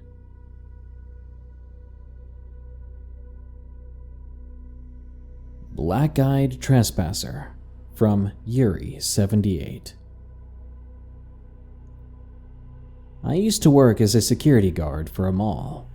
I was the guy that had to lock up the doors after spending all day watching people a little too closely. I can't tell you how awkward it is, and how irritating it is, to have to go up to some teenagers on a bench and tell them not to sit in each other's laps. What a career. Needless to say, I did not enjoy the job, but something happened during my last year there that made me hate it even more. It had been a long day full of rowdy, disrespectful kids and a couple of dudes who thought they'd be just fine drinking whiskey from some brown paper bags. When closing time finally came, I was so ready to just go home. I needed some sleep and a double dose of ibuprofen. I had to make sure everyone was cleared out before locking up. There were 3 sets of doors that needed locked: the northwest, the east, and the south doors. The northwest doors came first, and that went without a hitch. But next were the east doors. The moment I entered the east corridor, I could see someone standing outside. "Please stay out there," I mumbled to myself. If they came in, I'd have to confront them and tell them that we were closed, hoping that they wouldn't start a problem with me. Oddly enough, they just stood there, just outside the doors, watching me as I walked the full 30 yards or so to get to them. This took a moment, so seeing them stare at me for an awkward amount of time was pretty weird, to say the least. When I made it to the glass door, I saw that it was a woman. She appeared to be in her 20s. She was attractive and bore a big smile, which was quite warming to see, until I got a better look at her eyes. They were solid black, like someone had managed to pour a gallon of black food dye into her eye socket. When I saw this, I froze, and after a moment I opened the door slightly and spoke. "May I help you? We're closed for the night." She didn't hesitate to reply, nearly interrupting me. "May I come in for a moment?" Her voice was so monotone, while her expression was very animated. It seemed so off-putting. "We're closed," I repeated. "If you need to use a restroom, there's a McDonald's just a block that way," I pointed. "You're going to die," she said. Her smile didn't change. "The hell did you just say?" "May I come inside for a moment? There's not much time left now." Chills ran down my spine. I immediately closed the door and began locking them. There were about 8 doors there, 4 sets of 2 doors, and I was at the leftmost set. As I worked my way down locking each set, she followed me to each one, still smiling. I started walking away, considering calling the cops. Before I rounded the corner to the last set of doors, I looked back, and she was still standing there. I rounded the corner, speed walking to the doors. I was terrified she'd be there when I looked, which wouldn't be possible. It would take her much longer to get to these doors from the outside, due to the auto shop attached to that wing of the building. When I made it to the doors and looked up for my keys, I nearly screamed. There she was, right up against the glass with those black eyes and that eerie smile. I quickly locked those doors, then retreated to the security office, never looking up and never looking back. I was good to go home, but instead I clocked out and waited 2 or 3 hours, checking the corridors often. I never saw her, but I didn't believe for a second that she was gone. When I did have the courage to go to my car, I ran full speed like a scared kid. It was the creepiest moment of my life, and I'm so glad to not have to work there anymore.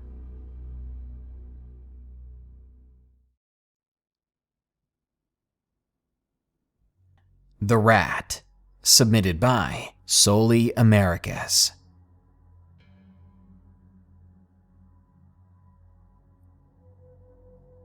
Around 1980, I had just gotten out of active duty service with the US Air Force, and I decided to stay at my father's house in Massachusetts until I could find a place of my own. It wasn't easy trying to find a job, but soon I landed a security guard position with a big security company. This company had a contract to provide service for a big electronics manufacturer about 20 miles from my father's place. I had left the military with an honorable discharge and an old beat-up Chevy Nova and little else to my name, so I really needed the job. I drove my old car to the electronics company, where they gave me a baggy uniform and a big flashlight. My shift was to be from 11 p.m. to 7 in the morning. I was given a tour of the buildings by the administration supervisor, which took nearly 2 hours. Let me tell you a bit about these buildings I was supposed to wander through all night. The place was a turn-of-the-century, massive 3-story brick mill that was originally built to manufacture textiles. It also had a huge basement and another smaller warehouse-like building across the street. The main building easily took up a city block and was one of the biggest structures in the small city.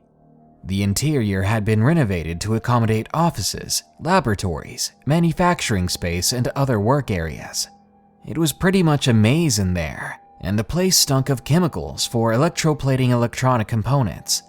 It wasn't my idea of the best job in the world, but it was a start.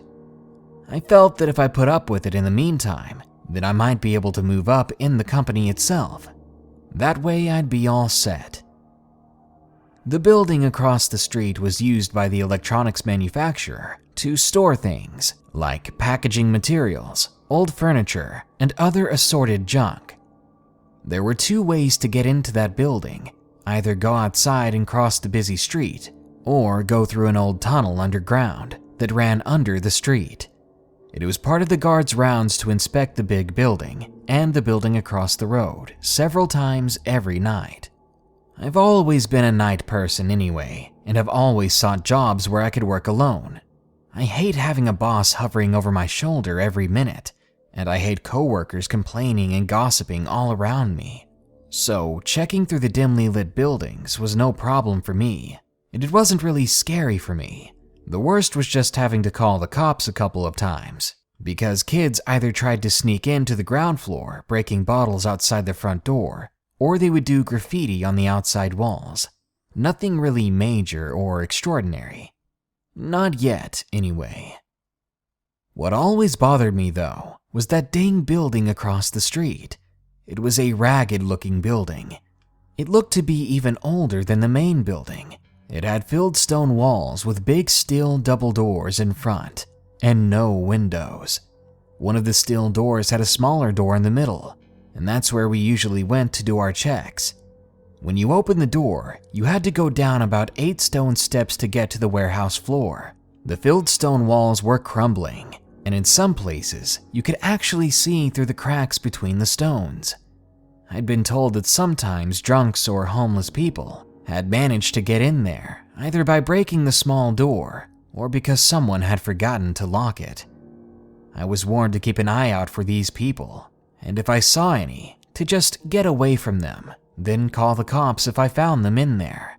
Part of my responsibility was not only to protect things, but to keep myself safe as well. Now, usually I preferred to cross the street to get to the other building, but one night it was snowing heavily and the wind was wailing like crazy, so I decided to use the tunnel underground. The tunnel was about 5 feet wide and easily 7 feet high. It was made of cobblestones that were always wet, and the place was colder than a freaking refrigerator. The tunnel was just a straight line across the street, but underneath, and there were small dead-end passages off to the left that only went about 10 feet before they stopped. I have no idea if that was all that was left of some other tunnel that connected to it, or if that dead end had some other purpose.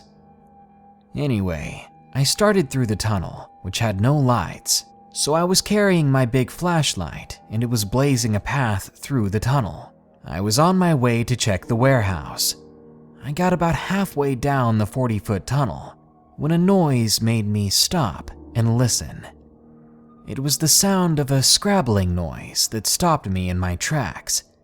I'd always suspected there might be rats down in the mill's basement and the tunnel, but I hadn't seen any in the 2 months I'd been working here. I slowly began to move my flashlight back and forth to each side of the tunnel, keeping an eye out for anything that might be moving. It didn't take long to see eyes being reflected back at me. Eyes that were a mix of green and yellow in the light, and behind them was a large and dark silhouette. And then I saw it move, and I knew right away what it was. It was a rat bigger than any rat I've ever seen, even in the movies. This thing was as big as a large dog. No joke. It looked like it weighed 400 pounds easy. It had very dark gray skin with some white under its chin, and its eyes were huge too. In proportion, they were far bigger than they should have been. I kept my light on it as it began to step into the middle of the tunnel, still staring directly at me. Now, I'm 5'8", and I was raised near a swamp. I've seen my fair share of rats, but this was a completely different beast, and I mean that literally. In seconds' time, I decided that my security guard paycheck did not cover confrontations with monsters, so I took a step back from this abomination, never taking my eyes off of the thing or my light. If that thing wanted the tunnel to itself, it could have it. Then, the way a curious smaller rat would, this creature suddenly stood up on its hind legs, bringing its height to about my chest area, and showed me a mouthful of seriously needle-sharp teeth. Then it made this disturbingly ear-grating, high-pitched hissing sound. I had no doubt it was a "you shall not pass" threat, and I took it very much to my pounding heart. I wasn't going to come any closer. Slowly, I was backing up, never letting the creature out of my sight, until my back touched the tunnel door into the main building. And in one quick motion, I was out of there. Luckily, that evil thing just stood there the whole time, watching me retreat. The only mention I made of this confrontation was to the afternoon guard I relieved when I came on the next night. I was curious and a bit disturbed, so I just asked him if he had ever seen any rats in the tunnel. He said he didn't like going through the tunnel, so he never used it. Then he made a joke about being afraid of rats, and I just shrugged it off. So I decided I would avoid using that tunnel as well. I didn't want to risk running into that thing again. Only a few days later, this same guard was doing his last round, around 11 p.m. He went across the street to check the warehouse. He discovered that the small door that we used for entry was broken open, but being the brave fellow he was, he decided to go in anyway to check it out. He told me that he went down the stairs and took a few steps across the floor. He saw what he thought looked like a man lying on his side on the floor, with his face turned away from him. The guard, of course, assumed that it was just another drunk or homeless man because the man appeared to be dressed in dirty old clothes. Then he heard a strange crunching, sticky noise, as he called it, and he took a step forward to the man on the floor to see what he was doing to make that noise. As the guard approached, he said a massive rat, bigger than a dog, stood up from behind the man's body.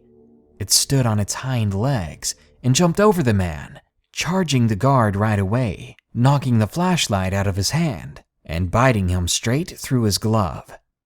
The guard screamed and said he threw the beast off of him and stumbled up the stairs and out the door, slamming it shut behind him.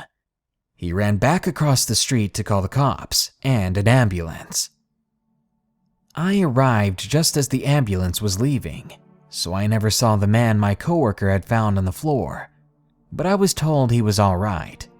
He had just passed out drunk on the floor. The rat had found him and began chewing on his hands and fingers. It apparently started on his face and neck as well.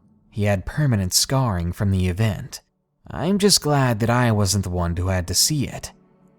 The man was pretty messed up after that event, and my coworker quit the next day, and of course went to get anti-rabies and vaccine shots. I can't say I blame him. That would be enough to chase me away as well. In fact, I didn't stay there very long afterwards, and I moved to another state for a better job. A few years later, my brother, who had worked with explosives while in the army, told me that he got a job at the same mill, the mill where I met the monstrous rat. The electronics manufacturer was no longer there, and the new owners wanted the first floor removed to make a high space for some other kind of business.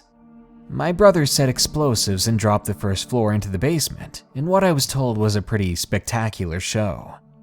A few minutes after the floor went down, my brother told me he heard what sounded like gunshots, so he went to the corner of the building to look down the alleyway to see what was going on. There were 2 cops down there, my brother said, who were part of a detail to keep people away during the demolition. Their guns were drawn and smoking.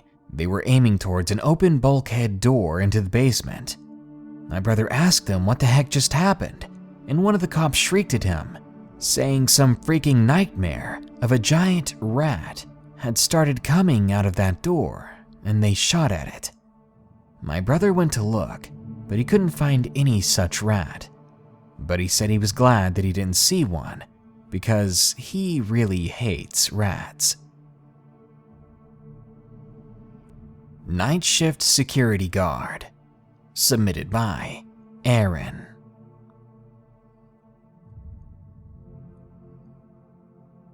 I worked as a security guard for a few years after moving to a small city in British Columbia. It was a well-paying job, and night shifts were more my thing since I was kind of an insomniac. I had just turned 20 and was now 6'3" and 230 pounds. Just to give you some detail about myself, I was a bit of an intimidating guy, but everyone knew I was a sweetheart, and I never caused any drama with people. I prefer to be alone myself. My coworkers often called me Jay because I always wore a Toronto Blue Jays hat. Anyway, I worked at a rather well-known nightclub and worked only weeknights. The place was pretty nice and had a DJ and everything. Well, one Saturday, summer had just kicked in and the nights started to get warmer and warmer. My usual partner couldn't make it in that night due to personal problems, in which he had to go visit a sick family member. The club wanted to call in someone else, but me, knowing how annoying it can be for work to suddenly call you in, refused the offer. I told them I didn't need the help, so it was just me letting people in that night. As the line got shorter and shorter, I was informed over the walkie-talkie on my belt that I would have to stay late since I had no partner to help me let people out. It was slightly irritating because the club runs fairly late anyway, usually closing around 3 a.m. It was only midnight then, and I realized that I would have to stand out there for 3 more hours.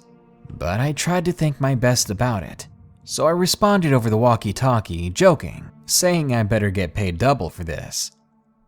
After everyone was safe inside the club, I linked the red rope closed and leaned against the side of the building's wall.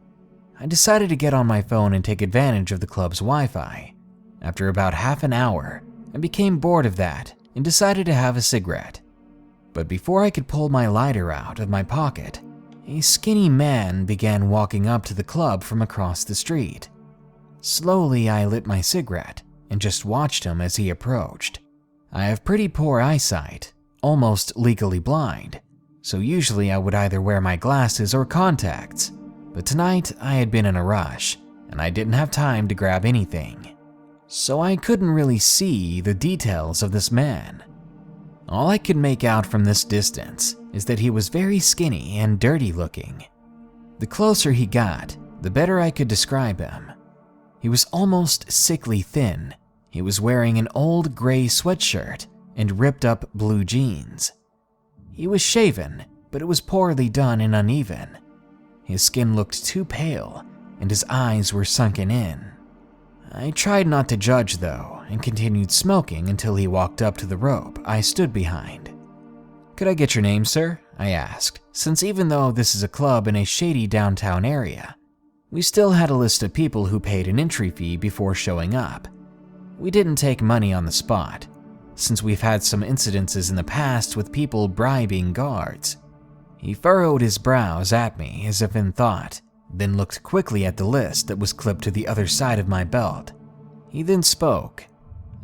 Thomas? James Thomas? He asked, in a questioning manner which made him suspicious. Was he asking me or telling me his name? Not only that, but his voice was weird, like some sort of cartoon character. I ignored his tone and checked the list. Lucky for him, there was indeed a James Thomas on it. I quickly scratched out his name and picked up the rope to let him through. Well, have a nice night, I said to him as he walked through the big metal doors into the club. He then replied just before entering the doors, saying, "Oh, I will." A couple of minutes later, no one else showed up, and it was now around 1:45. I would still have to stand there for another hour. However, a couple of minutes later, it was now 2 a.m., and there was a sudden shout from my walkie-talkie, which made me jump. It was a buddy of mine who worked as security inside the club. I didn't hear any words, just a loud yell, so I picked it up. "Ryan, what's up, man?" I asked calmly into the walkie-talkie. "Jay, get in here!" He was yelling over the bass of the music. I could barely even hear him over it. "What's going on, man?" I opened the doors and ran inside. One of the bartenders said she saw a weird homeless man with a knife. I quickly made my way into the main area where the bass of the music almost made me dizzy. The flashing lights and fog didn't make it any easier. Squinting, I slowly made my way to the bar, pushing past dancers and drunken men. When I reached my destination, the bartender, Eliza, explained everything to me. "Jay, he's skinny and pale, and I saw him walking towards the lounge." Eliza quickly gave me a vague description and began repeating herself over the music, almost hyperventilating. I tried calming her down, but she kept panicking and said that we should shut down the club and evacuate. I dismissed her idea, since the idea could trigger the man to do something irrational, and making this crowd of people panic could lead to some serious injuries or lawsuits. After finally calming her down, I began walking towards the lounge. I met up with Ryan on the way there. He was searching the lounge from a safe distance. Over here it was a little less loud, which meant you didn't need to shout over the music. "Do you see the guy?" I asked Ryan, but he shook his head. "All these guys are skinny and pale," he said to me, and even in this kind of situation, I let out a small laugh. I then looked into the lounge myself and noticed someone right away in the back corner. Even with my poor eyesight, I could tell that that was the same man that I just let in a few moments ago. It was the supposed James Thomas fellow. Knowing that I already had a suspicion of the guy, I tapped Ryan on the shoulder and motioned with my eyes towards the back of the room. He looked at the man and then back to me with a look that said, "You sure?" And I only nodded before walking towards James. As I approached, I noticed that he didn't have any empty glasses in front of him.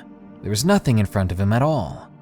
This began triggering alarms in my head, since people only come to the lounge to drink in peace, meaning he came back here for some other purpose. Once I was right beside him, I spoke up, saying that I need him to step outside for a moment. Oddly enough, the man nodded, then got up and began walking towards the nearest exit. It was going far smoother than I expected. No complaints or anything. He didn't even lift his head up to acknowledge me. As we passed Ryan, who was on the cell phone with the police, I told him that I can handle it and asked if he could wait at the front doors for the cops. He agreed. Then I stepped outside with the strange guy. We were now in the alleyway that was located behind the building.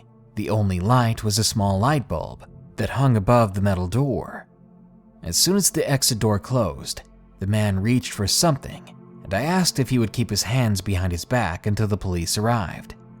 But he kept reaching, and as I advanced towards him, he suddenly pulled out a knife.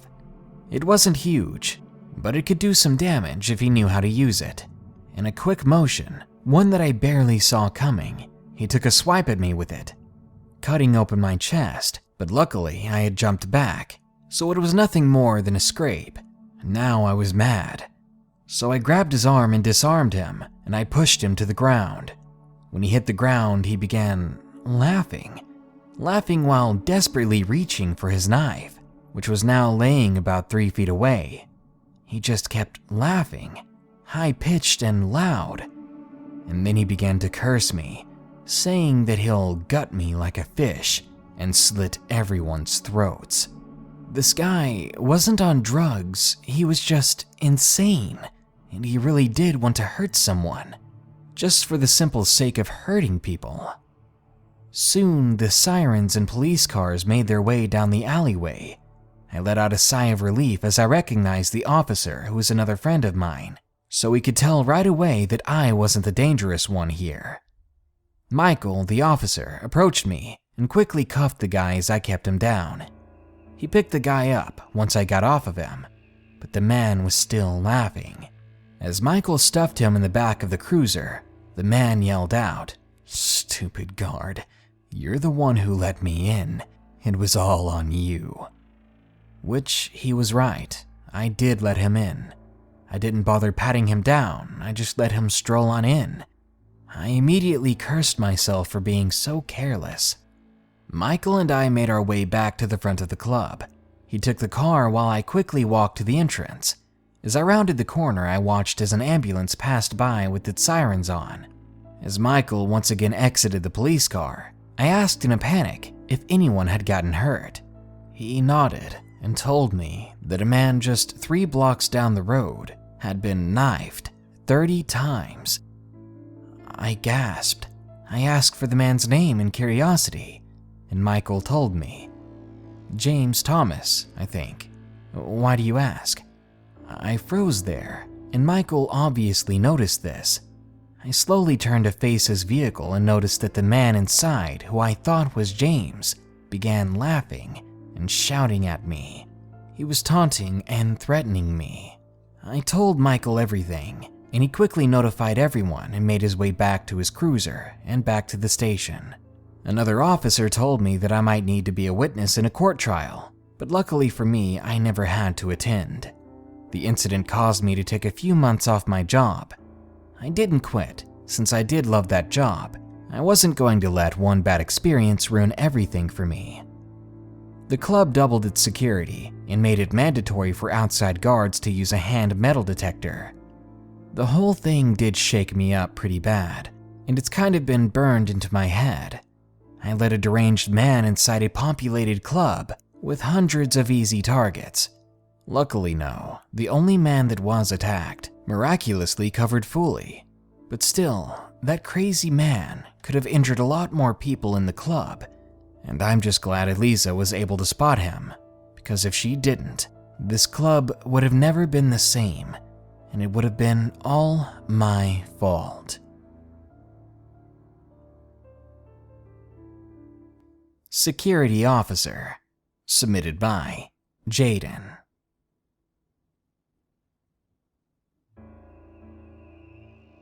I'm a security officer, and I had just gotten contracted to conduct fire watch at an elementary school that was in a not-so-safe neighborhood. A really bad thunderstorm had come through the previous night, striking the building, which caused the fire alarm system to go down. To enter the school courtyard, the area is surrounded by gates with keypads. The new supervisor needed to conduct a walkthrough with me at the beginning of the shift. I didn't really know the layout of the building, so coming up on a corner, I wanted to check it for any doors. My supervisor stopped me from checking, saying she needed to walk me through the rest of the courtyard and the perimeters, so I gave up and didn't argue, as me and the supervisor in question usually never see eye to eye on anything. An hour later, when conducting my patrol, I found a side access gate that could only be opened from the inside if you didn't have a key. The thing was, the access gate had been left open and was just hanging there. Without thinking anything of it, I just closed it myself, then went about my patrol as usual, not finding anyone at the time. However, a few hours later, around midnight, I had to go to the bathroom thanks to some Red Bull and coffee. So I entered the courtyard to go use the one single-person restroom that was left for us to use. After doing my thing, I slowly opened the bathroom door, only to see some skinny man who looked tweaked out of his mind, holding a knife. The man was twitching and shaking all over, his eyes darting in every direction all at once. He looked like he was about to explode. He was wandering the courtyard inside the gate. I don't know what he was looking for, but he was definitely looking for something or someone. Then he began to scratch his chest with the knife. The moment I saw this scene, I shut the bathroom door and locked myself in, immediately calling the cops. But the man had seen me, and before I knew it, he was banging on the door, yelling in a delirious voice that he needed me to open the door, or he would do the worst kind of things to me. Slow and painful things. Then I jumped back because he began to rake the blade of the knife under the door. That was the longest 20 minutes of my life. The cops finally showed up, but the man had left moments ago. Still, I waited for the cops to arrive, not ready to take any chances. The police conducted a search of the area, and unfortunately at the time, they weren't able to find the suspect. I didn't have much to give the cops to go on, as I only saw the creep briefly before locking myself back in the restroom for safety. Lucky for me, the thunderstorms from the previous night didn't take out the school's security cameras. However, due to the budget cuts, the cameras weren't manned 24/7. Still, the odds stacked against us. The man was caught the following day after the school district pulled the security tapes. The tapes showed that he had entered from the same side gate, the same gate that I'd found hanging wide open hours earlier. Long story short, I refused to cover any more shifts at the school, only for as long as we had fire watch duty. I'm still a security officer, but I'm going to do anything I can to be better protected, just in case there's a next time.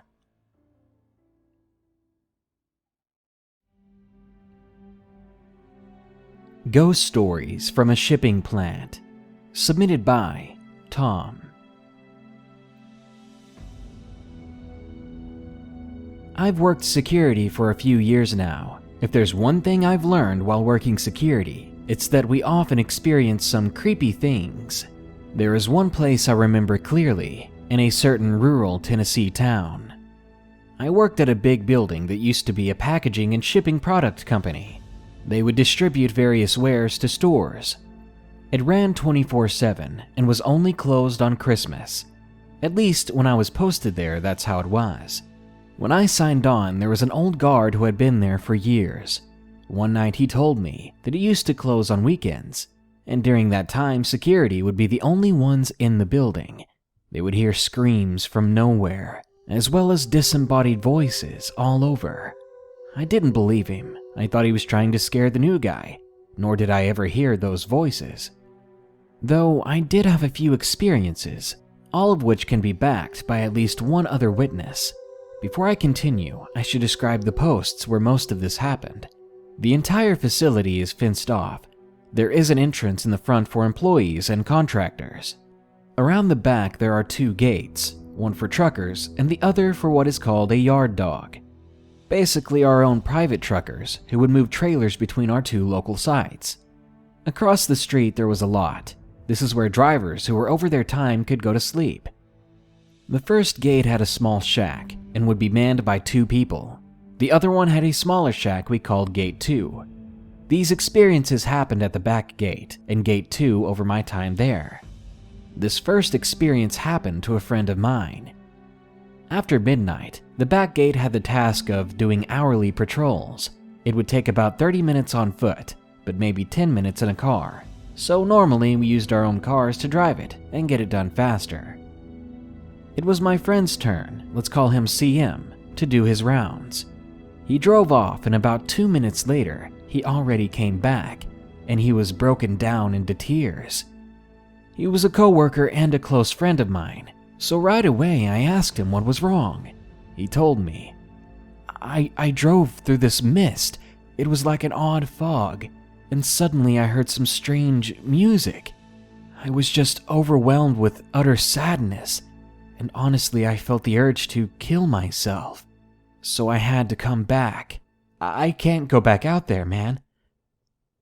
After he told me this, he flat out refused to go on any more patrols that night, though soon afterwards, other guards and myself would not blame him.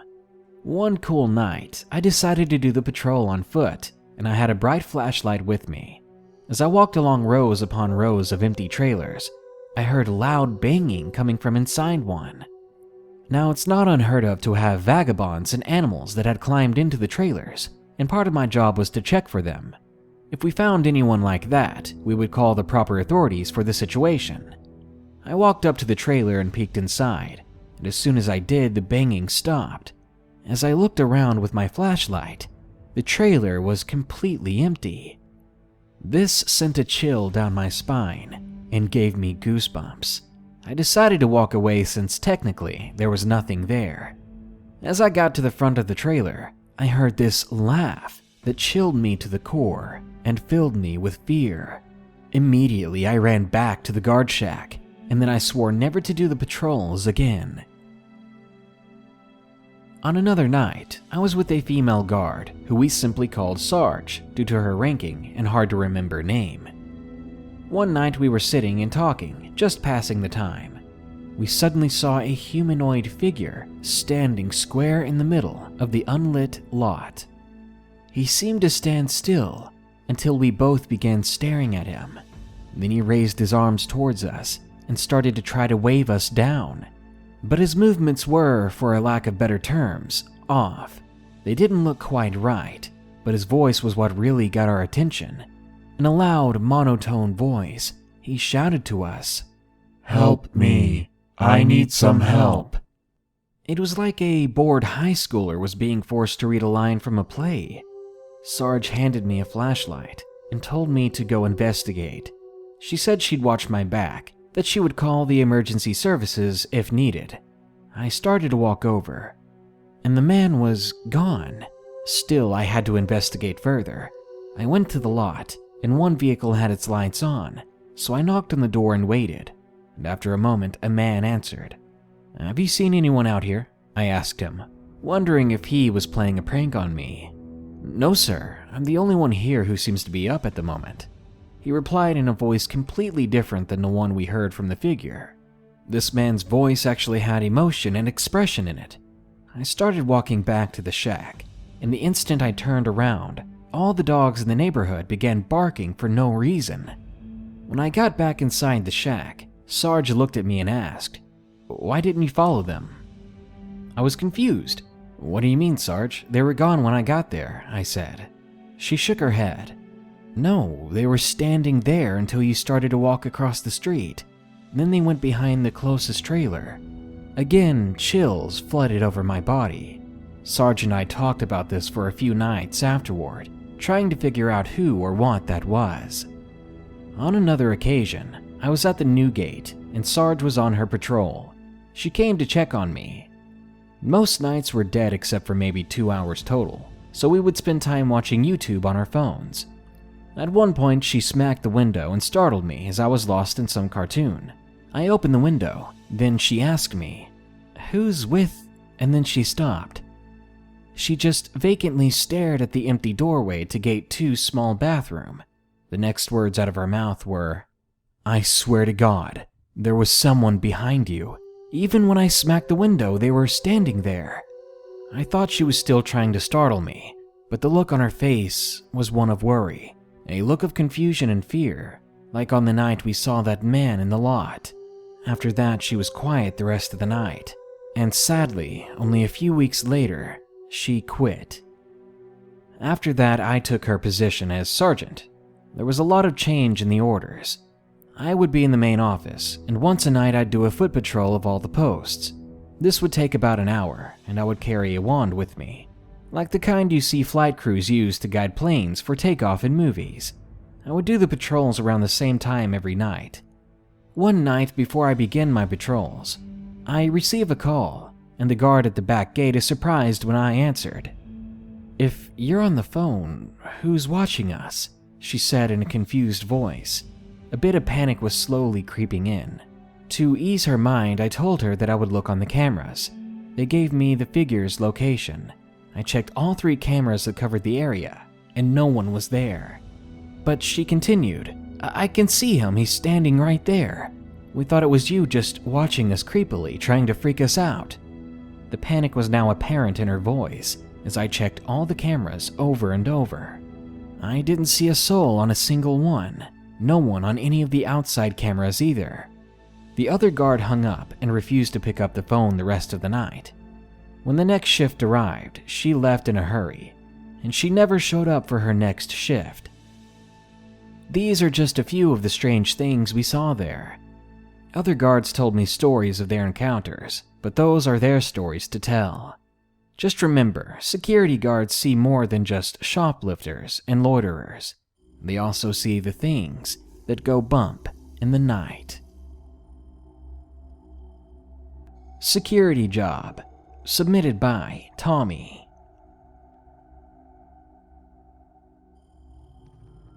I work in cleaning services, and I do security up in the hills of Los Angeles, in an old Christian church. I work the graveyard hours, and with that said, I'll start off by adding that this Christian church school is specifically in a remote area in the hills of Turnbull Canyon, which is already famous for its paranormal happenings.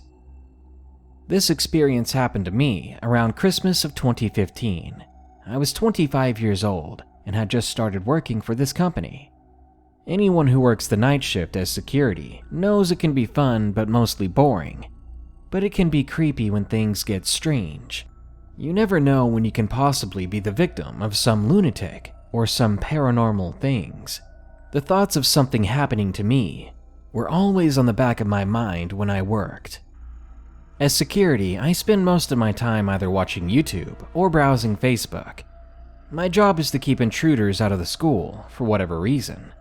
On one particular night, I was walking around with my flashlight when I heard a loud sports car storm in through the front parking lot. It was busting donuts and blasting loud music. Then it parks in a parking lot far from me by the entrance, and the driver gets out. He's a tall, bald-headed man.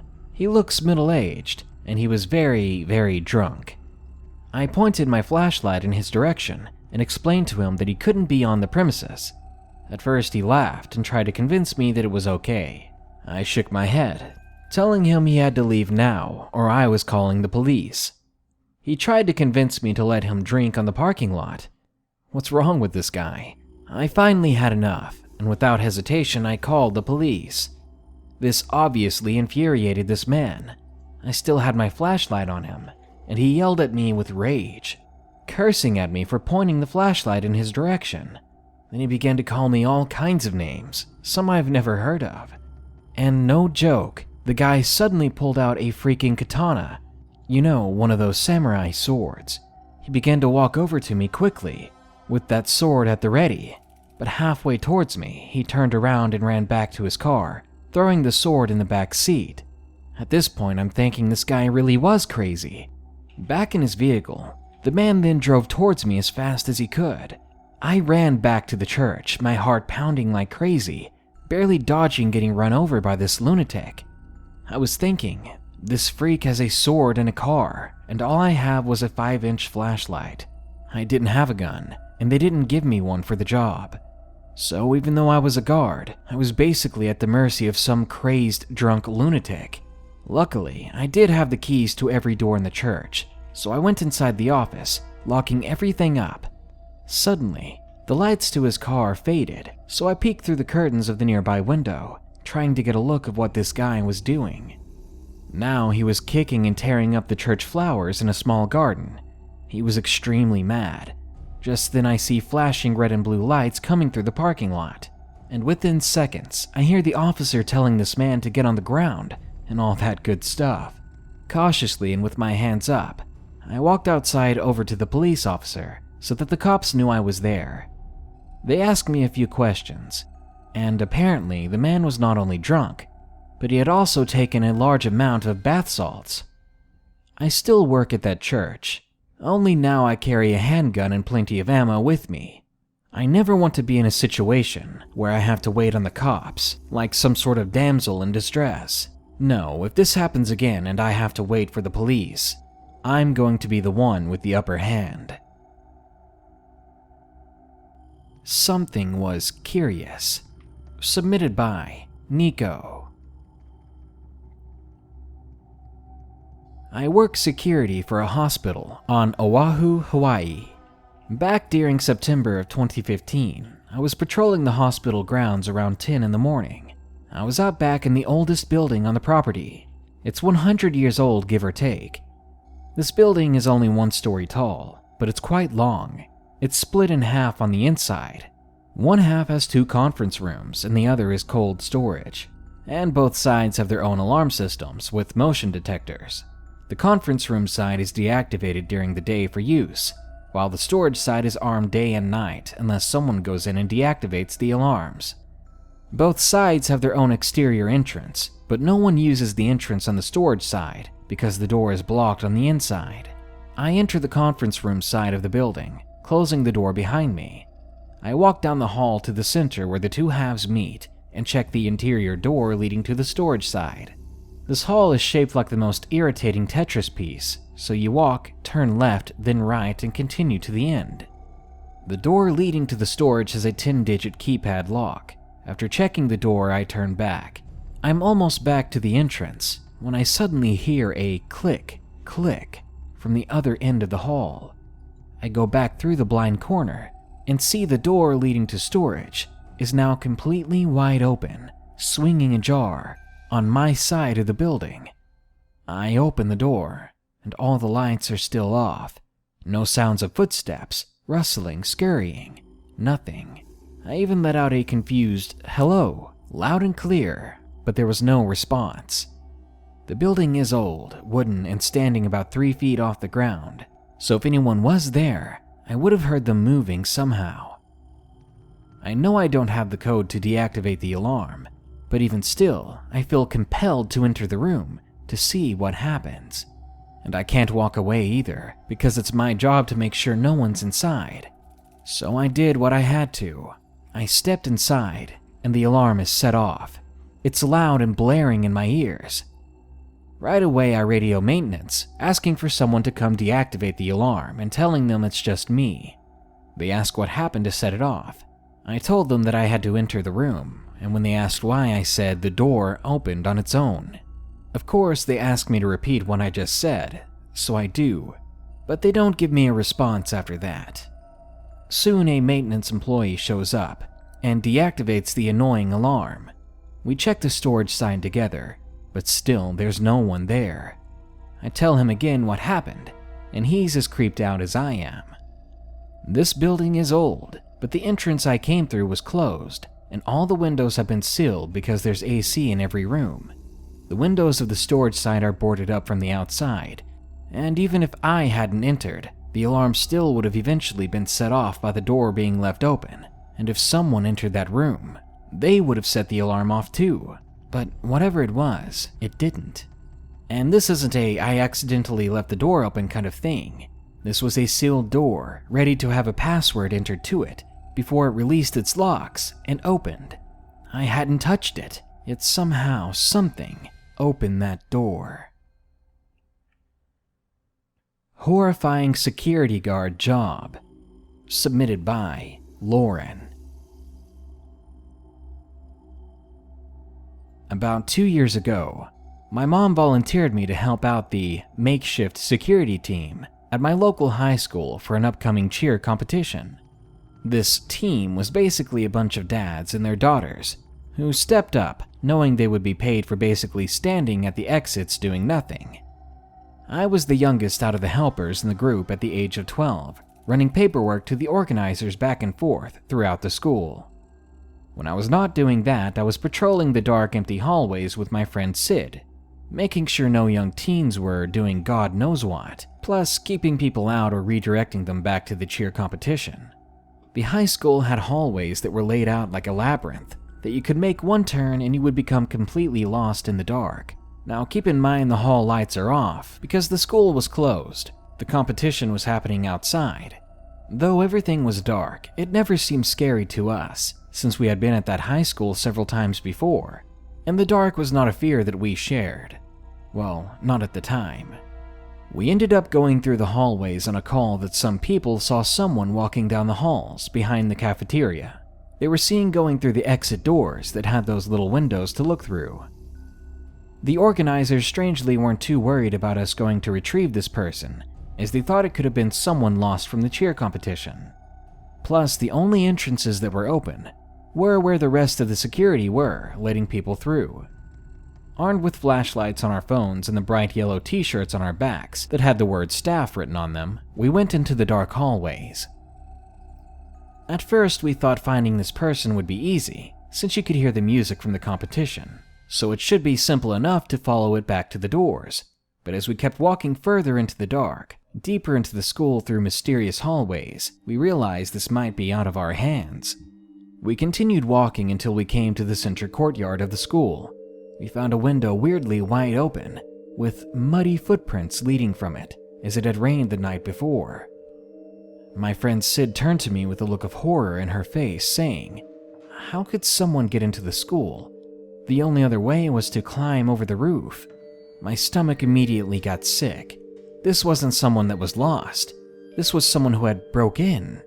I was thinking, who would break into the school and why? Sid ended up calling the cheer organizers on her phone to ask what to do. They told us to get back to the main office. There they would call the police.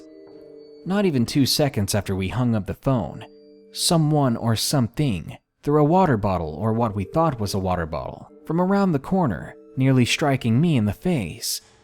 Whoever threw the bottle had a strong but strange strength, since this bottle went skidding down the hall, about 20 yards behind us. Fear had finally set in for me, as we could easily see an outline of a man, or what looked like it, hunched around the corner. Slowly backing up, we turned, and we ran. Sid was ahead of me, and I was right behind her. All the while, we could hear something very large following us through the halls, and I could tell by its footsteps that it was gaining on us, fast. Now, I was never a fast runner, but the fear of whoever this was catching me made me run through the pain as we came crashing down the hallway doors towards the cafeteria, right into the arms of one of the concerned organizers, and we were both in tears. Whoever or whatever that was following us was scared off when we met up with other people. We were brought back to the main office where we explained our story, not leaving out a single detail as the cops arrived.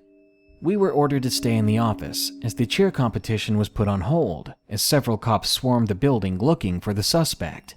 Sadly, whoever it was, they never found them, and the thought of them still being out there made me sick to my stomach. My parents never volunteered me for this job again, and I lost contact with Sydney, who seemed more shaken up than me for some reason. So I never knew if there was more to her side of the story. I don't know if this crazy guy was trying to kidnap us or hurt us. I just hope we never come face to face with him again. The Babbling Shadow, submitted by Tom. I worked the night shift as security. I was at a location in a small town for about 2 months. There was a main building and a small guard building outside, where everyone had to drive through to get to the other building.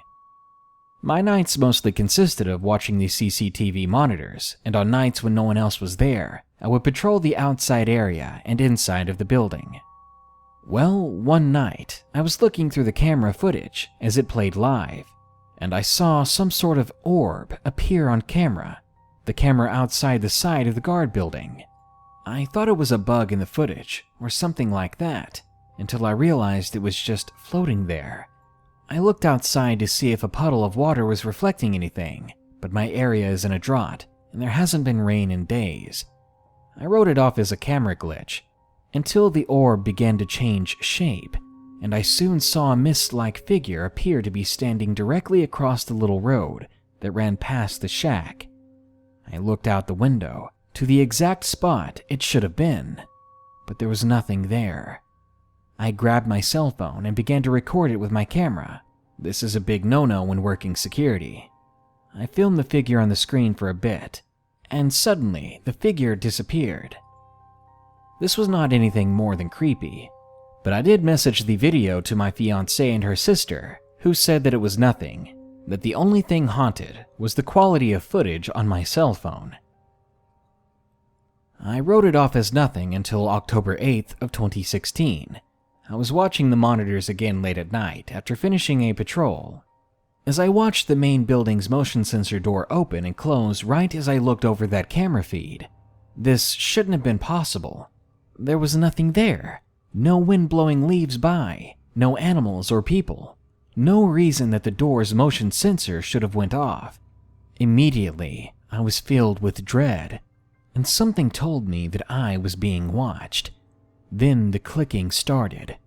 It sounded like someone was flipping the light switches on and off. However, the lights remained on.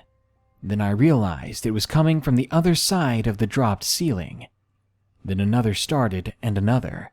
The noise multiplied until there was about 6 different clicking noises in the ceiling, all out of sync, moving around in there. I reached into my pocket and grabbed my multi-tool. I convinced myself not to give in to this fear that was grasping me. I did not leave, and I even tried to get a look at what was making the noises. As suddenly as all of that started, there was just one last click, and it was all silent again. The fear and dread left with it, and I sat there nervously watching the cameras until my relief showed up. That was a very terrifying night. I've experienced a lot of strange things in my life, but this was the most dreadful and terrifying moment I've had. Chains and Shadows, submitted by Brian Watson. I've been a security guard for 15 years, and in that time I've worked a lot of different places, from air-conditioned office jobs to high-crime retail areas and bars. I've had to deal with everything, from fistfights to even being shot at one occasion. But those are the things you accept as a possibility when you work in security, the dangers you prepare yourself for. It's a different story when the threat you face isn't made of flesh and blood. I had worked for this one particular security company for a few years. It was a smaller company, but it was by far the best I'd ever worked for. The other guards were great, and the working conditions were not bad at all. I'd been there for a year or so before I was promoted to supervisor. Part of my tasks included checking on the other guards assigned to my post. That post was a shipyard in a small place called Bayou La Batre in Alabama. Anyway, I was making my rounds and checking on my night guard. Let's call him Jake. Jake was the company's range officer and weapons expert. He's a big guy who is always ready for a fight. But this night was different. Jake was sitting in his truck on the yard when I arrived.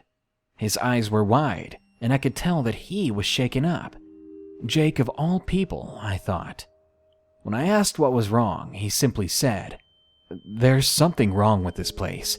I've been hearing things all night." "Like what?" I asked.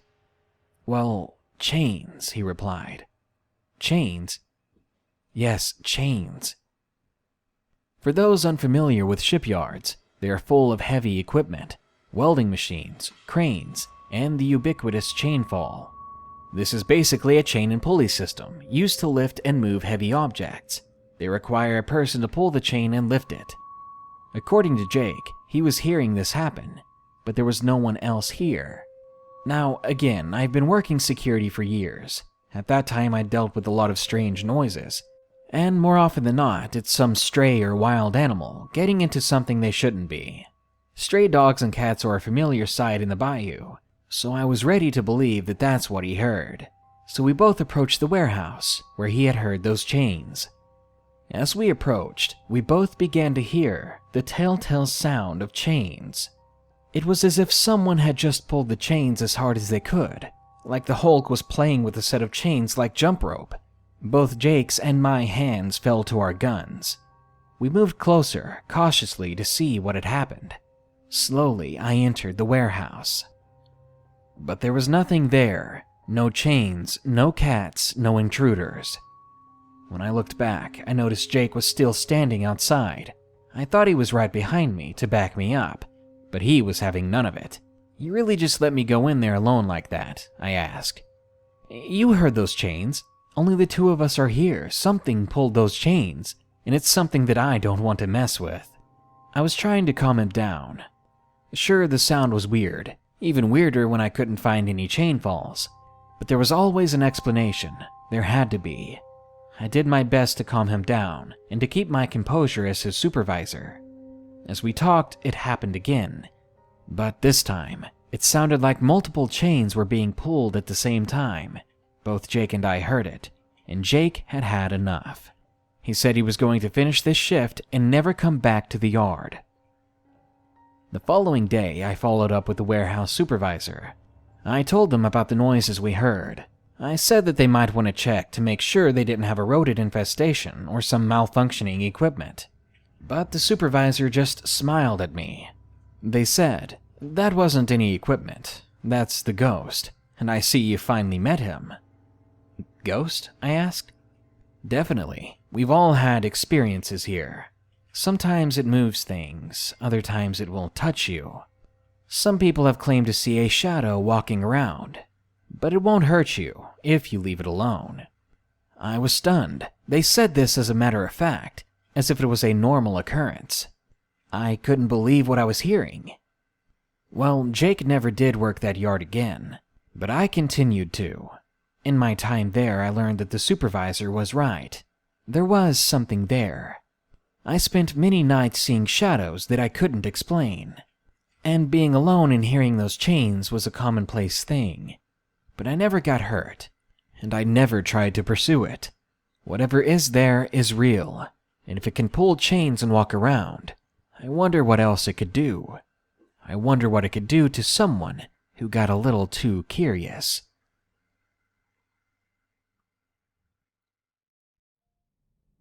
Curious Dark Figure. From Anonymous. I'm a security officer in the Milwaukee area, and I've been at my current posting for a few months, working the night shifts. The business, I guess I could say, is a hotel for the sick and their families. It's newly built and less than a year old at the time of writing this. It has 2 floors with windows lining every wall. It's a very nice property to say the least.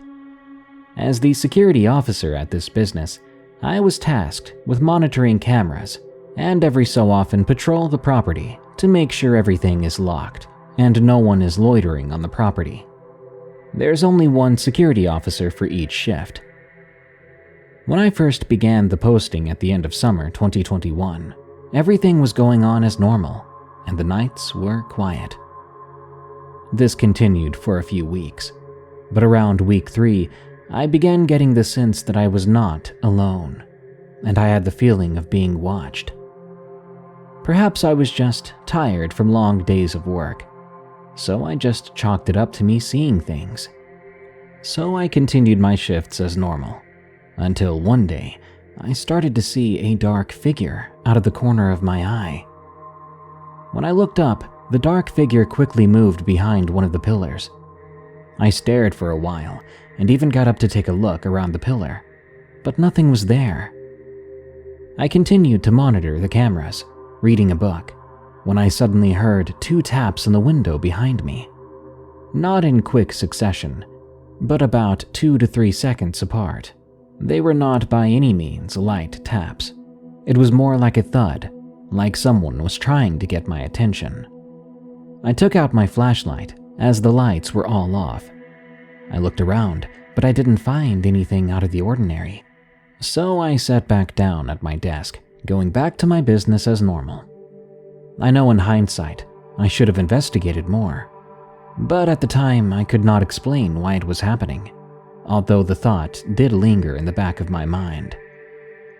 When the time came, I began my rounds, and while walking down the southwest corridor of the building, I got the feeling of being watched again, and like any normal human being, I looked around.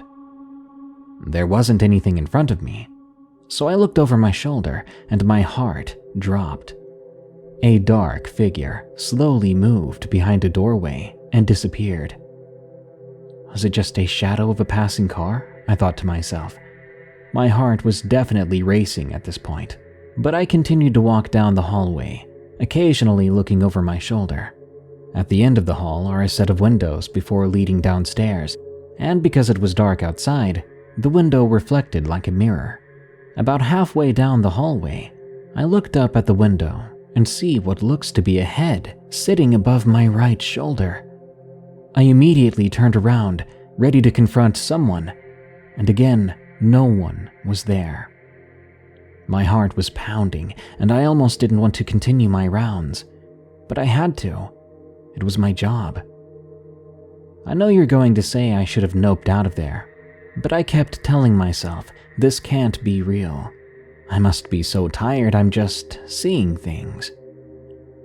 The whole time I felt like I was being watched, and the hair was standing up on my neck like they were going to pop out of the pores. While on the lower level, I had to use the restroom before continuing on. After I finished my business, I washed my hands, and while I turned the water off, I could have sworn I heard footsteps outside the door. I opened the door, and I looked in the lounge area and down the corridor, but nothing. If there was someone there, I would have seen them. Again, I thought I was just hearing and seeing things because I was getting tired. I walk not even 15 feet towards the northwest corridor, and the soap dispenser goes off twice in the bathroom, adjacent to the one I just used. Having just walked past it, I knew there was no one in there. I thought to myself, my shadow must have caused the motion sensor to go off. There is a light in the hall there, but again I shake my head and continue to walk on. My rounds include going outside, to which I felt a great relief when I walked out. I continued my normal route around the building. I was getting close to the garage, and I couldn't believe it. I looked up at one of the windows in the offices, and the outline of a dark figure was just standing there, looking down at me. I quickly shined my flashlight up at the window, but by then it was gone. My anxiety was through the roof now. I went inside and sat at the desk, refusing to move and do my rounds.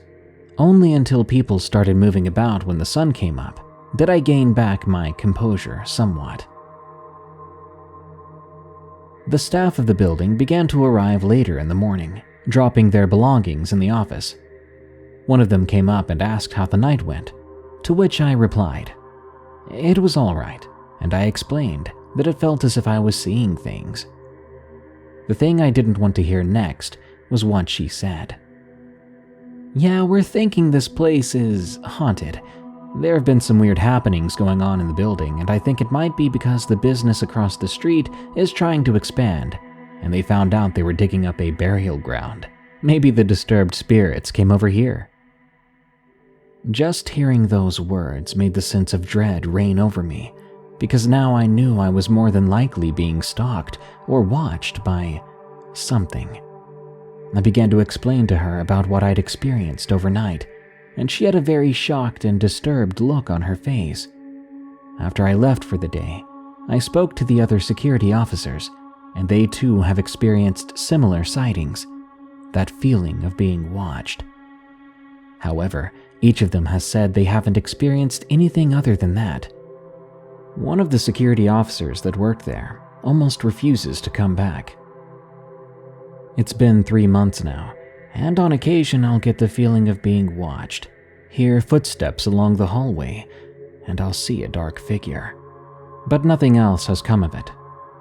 After a while, I began to lose that sense of being scared, and figured it must be a friendly spirit if there is one. But I still get that anxiety of being watched, with the hair rising on the back of my neck. I'm hoping this is just a curious ghost, and not something more. If something more sinister does happen, I'm not too sure I'm going to keep working here. I'm never going to be a security guard. From Daddy Matty.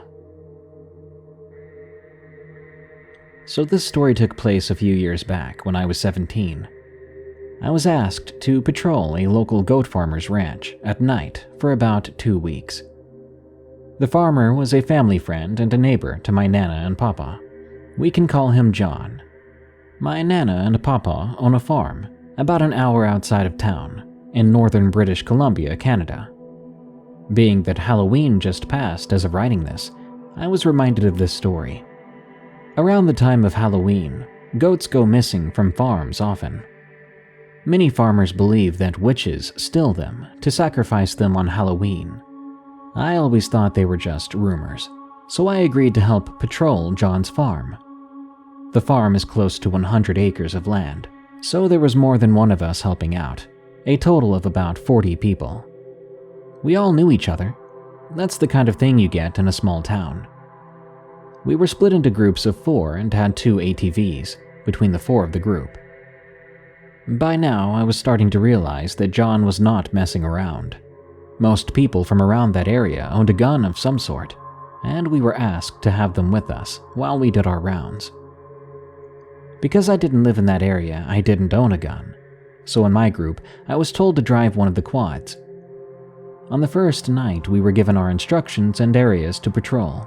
So, feeling all tough and cool, my group members and I got on our quad, with one person driving and one person scanning the area. So, 2 to each quad.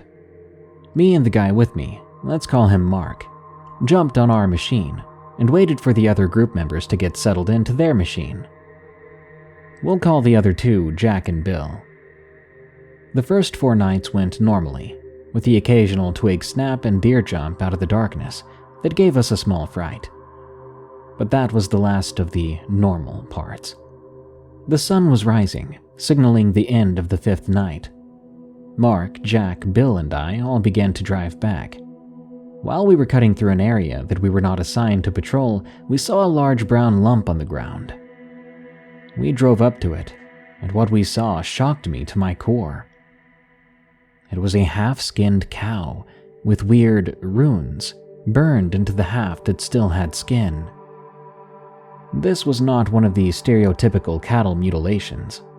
Most of those have surgical precision cuts, but this one was very rough, with sloppy cuts. This made me think it was caused by a person. We radioed John, as well as the group who was supposed to be patrolling that area. Aside from the assumption that this was done by a person, we were all puzzled.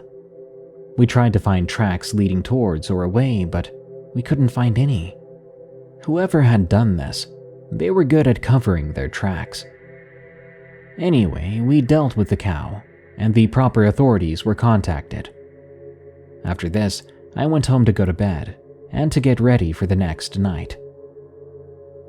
The following night, John put his nice cattle away, leaving the goats and not as nice cattle outside. Now, before I continue, John did not put all his animals away because he didn't have room. He was used to being able to let them out. We were reassigned new patrols that pushed us closer to the main area of the farm. I thought this was a very bad idea. Now, Watt or whoever was out there just gained about 5 acres of ground on us. The next few nights, nothing as extreme happened, but what did happen next was quite abnormal. Every time we drove by this one area, a perfectly white goat ran across the field in the distance. We all assumed this goat was just playing around, with somewhat of a personality, trying to keep up with us. This happened for 6 nights. I then decided to ask John about this white goat, but he told us that he doesn't own a white goat. Freaked out by this, we decided to chase that goat down when we saw it again. We felt safe because we were about as well armed as a Canadian can get. With 2 shotguns, we were ready to get that goat. Sure enough, we saw it running one night. But as we were chasing it down, Jack and Bill's quad started to overheat, so we had to stop. By then, the white goat was gone, and all the machines were back in working order, so we continued on with our duties. Throughout that night, stuff was coming out of nowhere and hitting our machines. We just brushed it off as sticks that were flicked up by the tires. But the next night was the night. At the start of the night, our group got together and prepped our gear and machines. We made sure both quads' cooling systems were in order, readying ourselves to chase that goat again if we saw it. I wish to this day we didn't decide to chase after that goat. Sure enough, just as the nights before, we saw it. We started to accelerate and chase the goat down into some bit of woods. We continued on through the trees. But then, after we turned a corner, it was just gone. At first, what we thought was a large stone began to move. This almost decaying-looking face spoke to us. Why are you chasing my friend? It said. I responded, "Sorry, miss, this is actually private property. It's a goat farm and cattle ranch." I didn't ask where I was. I asked why you were chasing my friend. Jack spoke. "Well, this being a goat farm and your friend being a goat, we thought it was one of John's goats that got loose. We were trying to bring it back to the group." Bill chimed in too. "We're sorry. We didn't know it wasn't one of his. But this is private property. You can't be here." Mark, being an idiot, gestured towards his gun and quoted the old movie Home Alone. "I'm gonna give you to the count of 10 to get your no-good, dirty keister off this land before I pump your guts full of lead," or something along the lines of that. The woman then yelled, Watch your tone, boy. but when she yelled, it sounded like there was 1,000 people also yelling behind her. The woman then began to run at us. Out of fear, I had said under my breath, "Oh Lord Jesus." We didn't want to hurt the woman. She then stopped and took a few steps back, saying, No, not that name. You can't say that name. He'll be angry. It was at that moment we all looked at each other and yelled at the top of our lungs, "Jesus!" She then ran off into the night. Now, I've heard before that witches don't like when you say the name Jesus, but I had no clue it actually worked, or if this woman was just psychotic. If she was a witch, I've no clue what type of deal with the devil she'd made that made her so confident to attack people with guns. And I wonder who she was talking about that was going to be angry with her. But I hope she never sees another member of society again, and if she does, I hope it's someone that can give her some mental help. After that encounter, we all quit and never set foot on John's ranch again.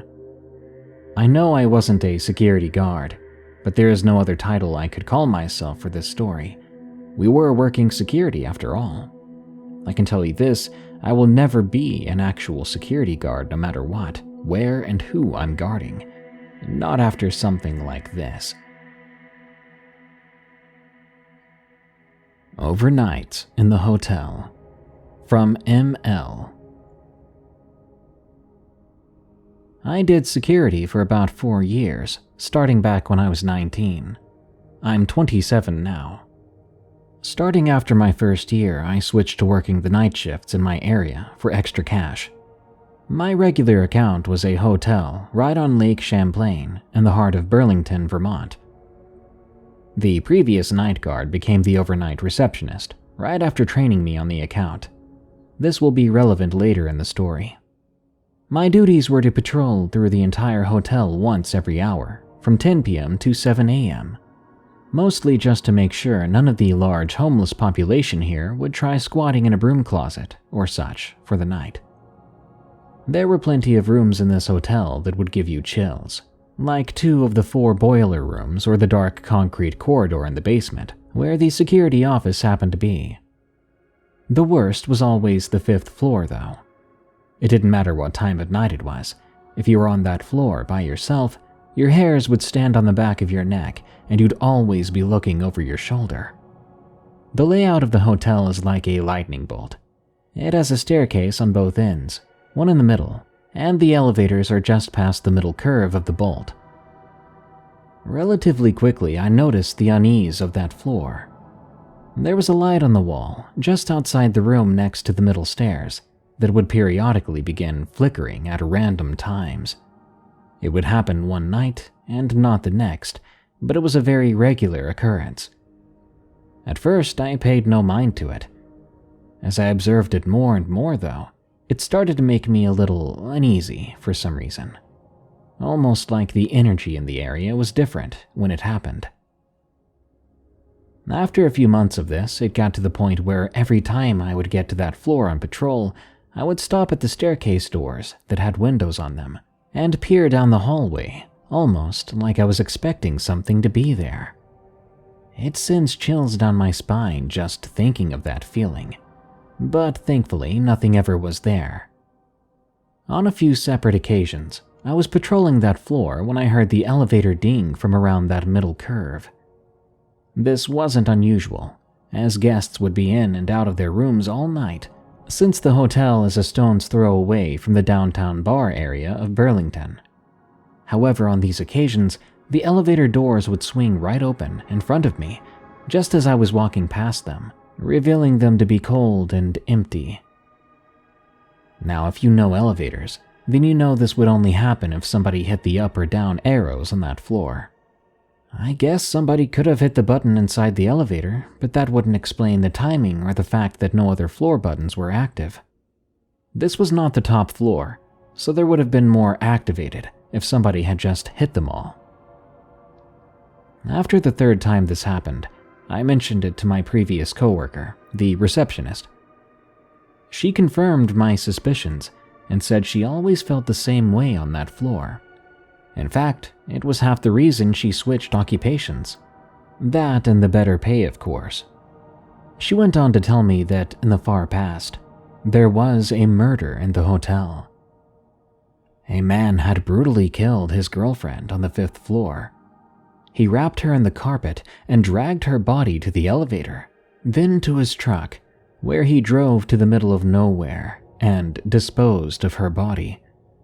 I never told her about the flickering light, but she told me it was in that specific room, right next to that flickering light on the 5th floor. I didn't believe her at first, but after a very, very long browse through the internet, we managed to find an old article about the murder. It was true. I only worked at that account for a couple more months after that, and never questioned my unease of that floor again. This may not be the scariest first-hand account, but I tell you what, I grew up in a haunted house, and I'm very curious of the paranormal. But I will not go back to that hotel ever again. Anonymous Security Guard Stories, a 4chan thread from August 1st, 2020. Hi X, I was wondering if any of you have been security guards. I myself do the odd job occasionally, and have some spooky stories to tell. If anyone would like to share their own, that would be great. Anonymous replies, I got a security contract to assist rangers in a deep forest. My shift was from 1800 to 0500. The pay was crap, but no interaction with normies, so it didn't bother me. I got to drive a company car, and essentially I got the whole forest to myself. Camping was forbidden at this forest. The job said to just report if you see any suspicious persons on site. Cameras are positioned at some parts of the forest, but would not be able to see any trespassers until notified by surveillance. I don't question it and drive in circles for a few hours, keeping an eye on things. There was no phone reception out there, at least for me. By 8 p.m. it was pouring rain, so visibility was essentially down to about 5 meters. It was the middle of summer, so it was heavy jungle-type rain that caused a lot of mist. At about 2 a.m., the mist was rolling in like crazy, and I couldn't see at all. At the time, I didn't really seem to care, so I kept driving and patrolling. Suddenly, I began to see shiny eyes dotting the sides of the road. They were catching the headlights of my car, and they looked really low to the ground. I pulled over to see what the heck it was, but when I do, it begins to move in the middle of the road. I realize then my car is further away than I thought, so I pull closer to get a better look. It doesn't move, just sits there in the middle of the road. I lock the doors just in case. I put on my high beams, and I slowly roll forward towards the eyes in the road. It looks like this small goblin-like creature. Then I realize it's actually a freaking huge owl, with its head cocked to one side and turned towards me. Nope, I drive around it and haul tail out of there. I see more pairs of eyes on the road as I drive past, watching. I can't help but cry as I go. I get to the entrance of the forest and calm myself down, and luckily the rest of the shift was okay. An anonymous user replies, "Wait, so was it something supernatural or just a bunch of big weird owls?" The OP of the story replies, "They were supermassive owls. I didn't know they stood on the side of the road like that, and I didn't know they were so freaking big. I have never seen owls like that before. I also didn't know they walked distances like that. There were 10 to 15 of them in bunches. Weird as heck." Another anonymous user posts, "I've had a lot of time in the security world, and my favorite gig was an armed patrol security company I used to work for. We'd primarily run security for Section 8 complexes. I was OIC of this in a major US city. The adrenaline rushes are addicting. So these Section 8 complexes get pretty ominous at night. The freedom of patrol is being able to respond to calls and really stretch out your legs during a shift. If one area was calm, you could head out to an area that needed you. Anyway, it was around 2 a.m. one night. I was patrolling in a complex comprised of multiple 3 to 4 story buildings. The place was so bad, we were often armed. I rolled around to the rear of the building. I noticed one of the boards to a dilapidated building is ajar. We would clear these buildings for vagrants and other illegal activities. I exited my patrol car to look around the area, and it's dead quiet. I figured I'd clear the building because it'd give me something to do. Once I get inside, I look around. The regular once occupied dwellings have signs of a previous life. I always wondered who lived inside here. What decisions in their life led them here? What exactly happened that caused their building to be taken over by gangs and them being forcefully moved out? I'd always find the odd legal letter here and there, the odd children's drawing of their family or of the sun and flowers. I round the corner of one unit, and I find something interesting. I find a hole. I figure I can get through there pretty easy, and I'm curious on what's on the other side. I'm getting drywall all over myself, inhaling the good old asbestos. I'm now a dog on the hunt, basically. I find a series of holes, one leading to the next. This building is pretty big, mind you. It had to have had maybe 50 units inside. Honestly, I was having fun in this labyrinth. I was still going deeper into the abyss, constantly finding graffiti around. Sometimes it was a menu of services in the area. Other times it was just some kid screwing around. I figured I had to be getting closer to the end of it. There shouldn't be that many units left. I would always stop and read what I came across. Sometimes it was intel, but I would always think of myself as an urban archaeologist of sorts, absorbing everything I could find. I finally reached the end of my whole journey. The end has a bigger room attached to a smaller room to the side. Clearly, this is the sin room. I find a bunch of smashed phones in one corner and trash littered about, signs of people that were in this room not too long ago. Then I start to find a lot of bullet casings about the area. I made sure to document one. I see the last room I haven't looked into yet. I enter the last room, and that's when I see it. The danger zone. I take a pic when I realize where I'm at. Deep in a labyrinth that no one's supposed to know about, that no one knows I'm in, and my radio is out of signal range and I have no backup. There's a bunch of crap in front of me. There's blood on a mattress. When I go in for a closer look, I hear a series of footsteps in front of me. Immediately, I'm deep behind enemy lines, and I need to get out of here. I'm not a cop, and I don't give a crap what happened here. I just needed to leave. I book it back through the holes and I get back to my car. I light a cigarette and hit the road to calm my nerves. From the looks of it, I think this was an execution site for some gang. I don't know. I just didn't want to stick around and find out. After all, this place had murders every month at least. It was honestly the worst I've ever been to. It's now been demolished, but I find myself thinking about that urban labyrinth now and then, wondering what stories happen there. An anon by the name of Orion posted, I worked as a guard at an asylum. I was walking by a shower, and I hear someone inside mumbling something. I pound on the giant metal door. Then I hear a voice. Hey man, gotta get out. I had the shower key, and I had the door open within a few seconds. But when I opened it, there was no one inside. I stepped in to search the shower. The lights were off, so I had nothing but the dim light from outside the shower and my flashlight.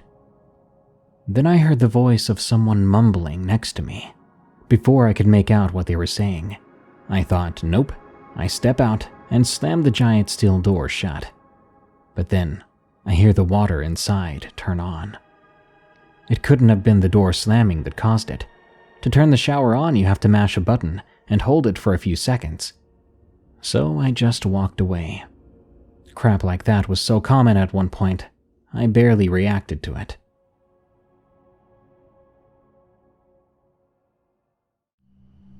Stable Security by Argos.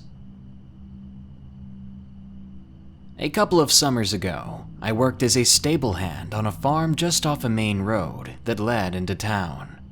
The farm used to be a safe haven for illegal immigrants to squat in outside of Chicago, but it's been restored since then. Up until this point, I had mostly worked cleaning out horse stalls, taking the cattle in and out of the pasture, and making sure all the animals had food and water. One day, my boss, let's call him JC, asked me to stay late to watch over the stable while he attended a horse race in a nearby town. I accepted, of course. Otherwise, this would be quite the boring story to tell. I ended up stocking up on snacks and bought an entire 2-liter of soda to keep in the old gator cart we had in the barn. I drove around the property a few times to make sure everyone had gone home for the night, then brought the remaining horses inside before I decided to head inside myself and take a break and eat some dinner. I was a regular makeshift security guard, and it was kind of fun. At least for a while. Right away, I knew something was wrong when I found the large doors leading into the section of the barn JC's horses were in, wide open. I didn't see anyone inside, and I had initially assumed my boss had come back early, so I parked the gator outside, blocking the exit so if anybody was sneaking around, they'd have to climb over. I looked around for about 20 minutes, coming up with nothing, but I did notice that the pen in the barn that the goats were kept in was open, and the goats had escaped. A couple of the goats were still in the pen, but the rest had made their escape. I now made it my duty to wrangle the rest of the goats before my boss returned. Otherwise, I'd be in a heap of trouble. As I walked about the rest of the barn and stable, I managed to find and chase back all but one of the goats. I had no clue where the last one was before I suddenly heard a loud crash from the kitchen area of the attached offices. I headed over, but strangely enough, I could hear something else. It sounded like one of the goats had tried to run out the still open barn doors. I raced over as fast as I could, only to catch what looked like a pair of rather large Hispanic men climbing over the gator I'd left parked in the way of the doors. I was about to tell them the stable was closed for the day, when I noticed that one of them was armed. I could see the handle of what looked to be a firearm sticking out of the waistband of one of the men, and before I could hide, they spotted me. Thinking fast, I blurted out the first thing I could think of. "Hey, either of you seen a goat running around here?" I called out. They looked puzzled for a moment, before they finally replied. I didn't know much Spanish at the time, but I did catch the word cabra, which, if you don't know, is Spanish for goat.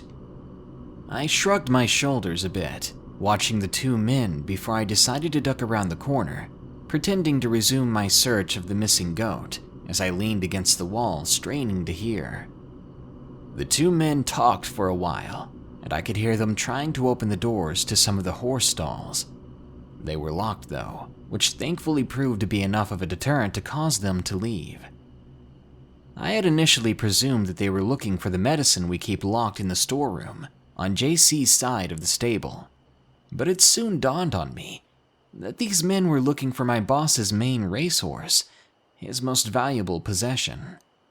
Thankfully, she was with JC in an entirely different county. I stayed there, listening from around the corner for what felt like an hour. The men tried to move the gator before leaving, but had also given up on that, discovering I had taken the keys out of it. They eventually left, and I soon followed after, deciding that minimum wage wasn't worth potentially being injured over, if not worse. It wasn't until nearly 6 months later, after I'd found another job, that I discovered that my former boss had accumulated an unfortunately substantial amount of debt with some loan shark in Chicago, and then had been caught selling some sketchy things from the stable. It finally clicked what those men were looking for that night. They were looking for my boss and their money. Don't Be a Security Guard by Richard. To begin, I need to tell you how I ended up working the night shift of a security job at a pharmacy in the middle of nowhere. Being fresh out of high school, with no immediate plans to go right off to college, I decided that getting a job would be worthwhile. I live in a small town just off of a highway in the Midwest United States, and when I say small, I mean small. A population of no more than 700. As you can imagine, in such a small community, there aren't too many well-paying jobs, especially for someone with only a high school diploma. Luckily for me, my grandfather owned and managed a 24/7 pharmacy and was more than happy to offer me a decent salary job as a security guard. He called me up one morning and said that he had an opportunity for some cash. For reference, I'm a fairly mesomorphic guy. I stand a little over 6'3", so I wasn't at all intimidated by the thought of doing a hands-on job like that. He continued, telling me that I'd have to work the night shift from 7 p.m. to 7 a.m. I already was sort of a night owl, so I had no problem being fit into the nighttime shift. He made the job sound easy enough as well. I'd receive a little bit of training from the senior security guard, a quiet man named Don, and all I'd need to do is make rounds around the building, making sure no junkies are trying to steal their prescriptions worth, or anything like that. Eager to start, I agreed, and 3 hours later I started driving to the building. The pharmacy was in a real weird location, 13 miles down the highway from my town. There existed a little strip mall directly off the road. It consisted of my grandfather's pharmacy, a now deserted Burger King, a cheap rundown motel, and a gas station. The pharmacy was the largest of the buildings in the strip mall. It was maybe half the size of your average Walmart, and was at the far end of the lot, closest to the woods bordering the strip mall and the highway. I arrived at 4:30 in the afternoon. My grandfather and the aforementioned Don were waiting out front and greeted me when I stepped out of my car.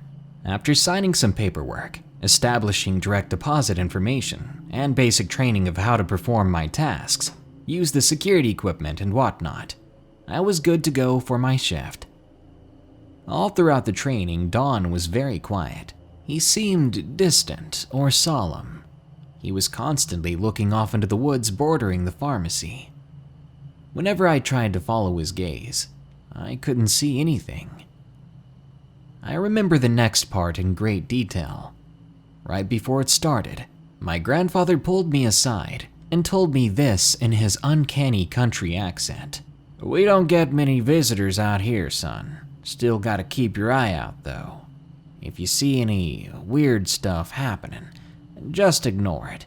It'll go away on its own." As soon as he finished speaking, he hopped in his pickup and he drove away.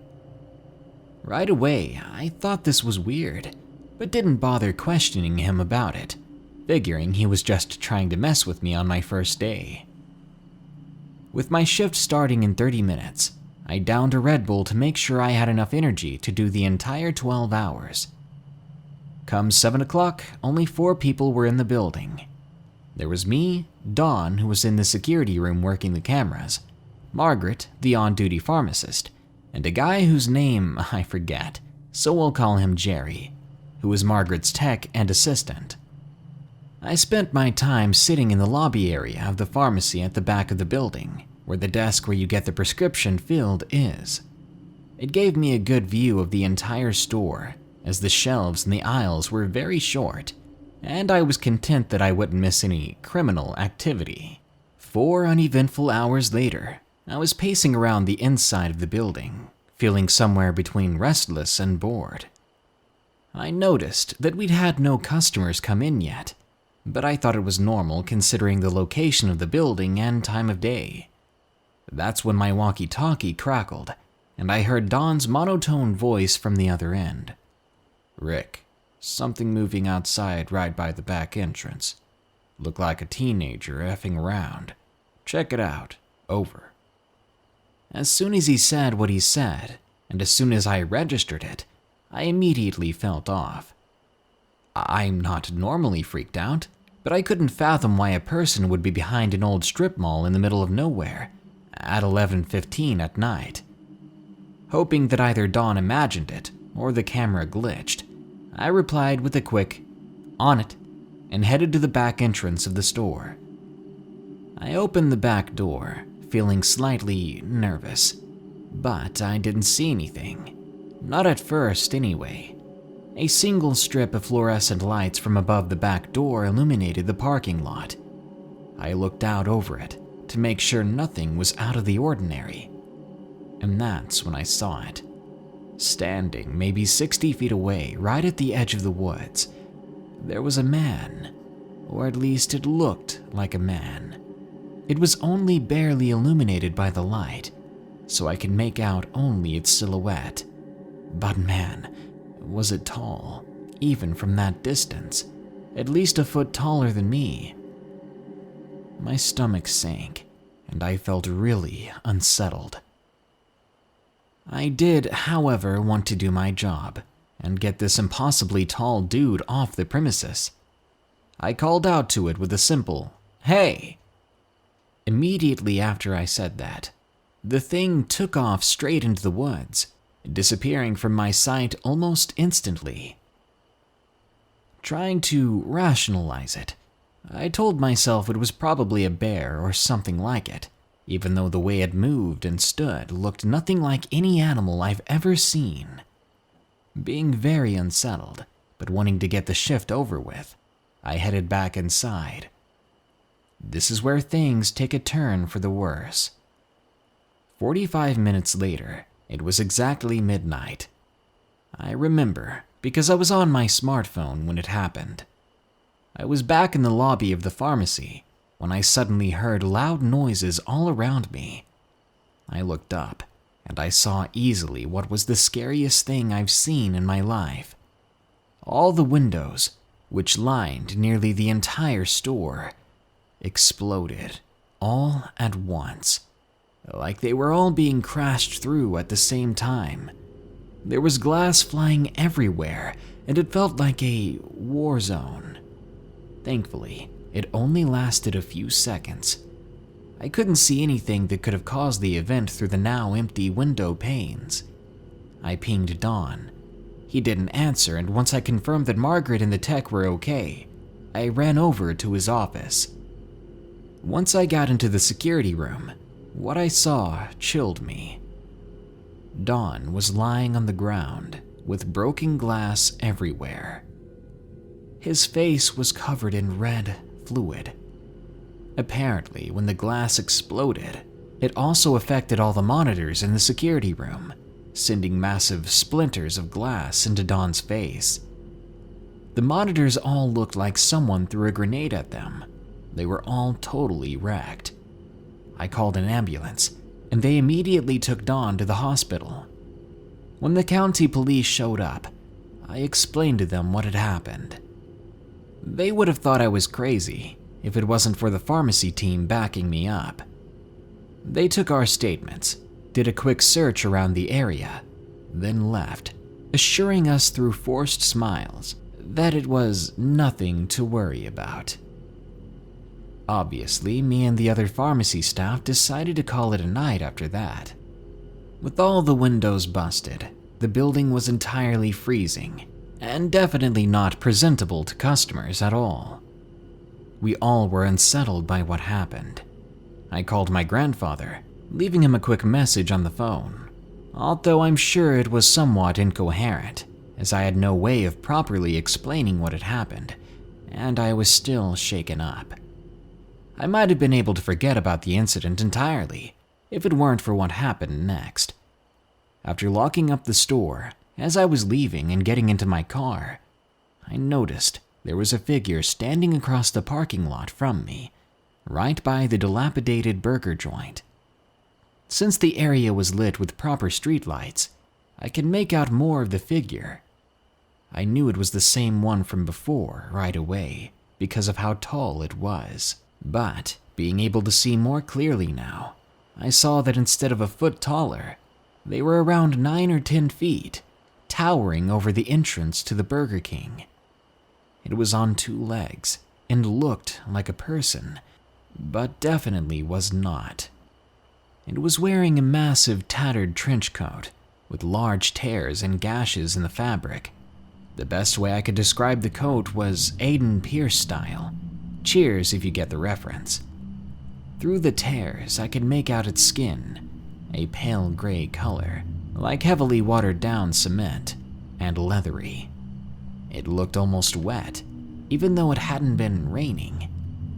It was walking slowly, deliberately, with oddly bent joints.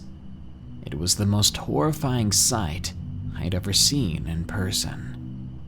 Instinctively, I turned the key in my car, and as soon as the engine flipped over and the charger roared to life, the thing turned to look straight at me, dead center. I swear, I made eye contact with those black, beady eyes. Seconds later, it turned and took off sprinting at lightning speed. The way it ran, it moved more like a bird, but it was impossibly powerful and fast. It disappeared from my view within moments. As soon as it was gone, I floored it home. I drove straight there without stopping, all the while paranoid that the thing was following me. And with legs that long, that would be pretty easy. I got into bed and endured a sleepless night, the entire time imagining footsteps and scratching outside my window. I never did return to the strip mall. To this day, I have no idea what the thing was. I haven't found a single matching creature from science or urban legend that fits its description. No matter how much I try to tell myself otherwise, I don't think that thing was human. I can't help but lay blame on the creature for the shattering of the windows and monitors, though I have no idea how it would have done it. But I don't care to find out. If there's anything to take from this, it would be, don't take being a security guard for an isolated place lightly. Know what you're getting yourself into. There's no telling what might happen, and what you might see when you're on duty. Confession of a Security Officer by S.O. Tom. This took place back in the summer of 2007. I had just started working at a security company and was tasked with guarding an apartment building that was under construction. Workers were there until 6 p.m., and I would make sure no one came in and stole any of the equipment or supplies. These apartments were the kind that had stairs on each end that went up and down with open-ended corridors. The doors were aluminum, and that will be important later. Part of my job at the site was to patrol the 4 stories every hour and make sure all the doors were closed and locked still. At 2 a.m., I left my car, which was seconding as my office, and started to walk around. As I got to the 3rd floor of the 2nd building that night, I felt panic kick in. I didn't know why, but I just bolted out of there. I made it down the hall and to the end of the stairs and started jumping down them to get down them faster. I made it back to my car and stayed inside until sunrise, too afraid to do my job after that. When I finally did have the courage to investigate before the morning construction crews came in, I found one of the doors on the 3rd floor had been bent and swung wide open. I went to examine the door and made sure no one was still inside. When I closed it, my stomach dropped. On the inside of the door, there were 3 deep claw marks, each one about a hand's width apart from the others. Something had torn through the door and done so much damage to it that it had to be replaced. I've never heard anything approaching, and if not for my instincts, I probably would have been just as torn up as the door itself. My Security Guard Shift by Jeffrey. I've been working as a security guard for a couple of months now, and it's pretty easy and has pretty good pay. Most of the time, honestly, you don't have much to do. I work at an apartment complex. Every so often I make the rounds, walking around to see if anyone has expired license plates or parked in a spot they're not supposed to. My work hours are from 11 p.m. to 4 a.m. Something happened recently to me that has me a bit freaked out. One night I was doing my job, walking around the parking lot, until I heard something. It was like screaming, but something was off about it. It sounded more like a beached whale than a person. The screams seemed to be coming from the nearby woods, where there was a fence to keep out anyone who wasn't supposed to be there. It took me a few minutes to gather my courage, but when I finally did, I hesitantly walked over to the fence and peeked through the woods, trying to find the source of the scream. When I came within 15 feet of the fence, I saw tree branches and bushes moving, as if something had just walked away out of sight, something tall enough to brush past tree branches.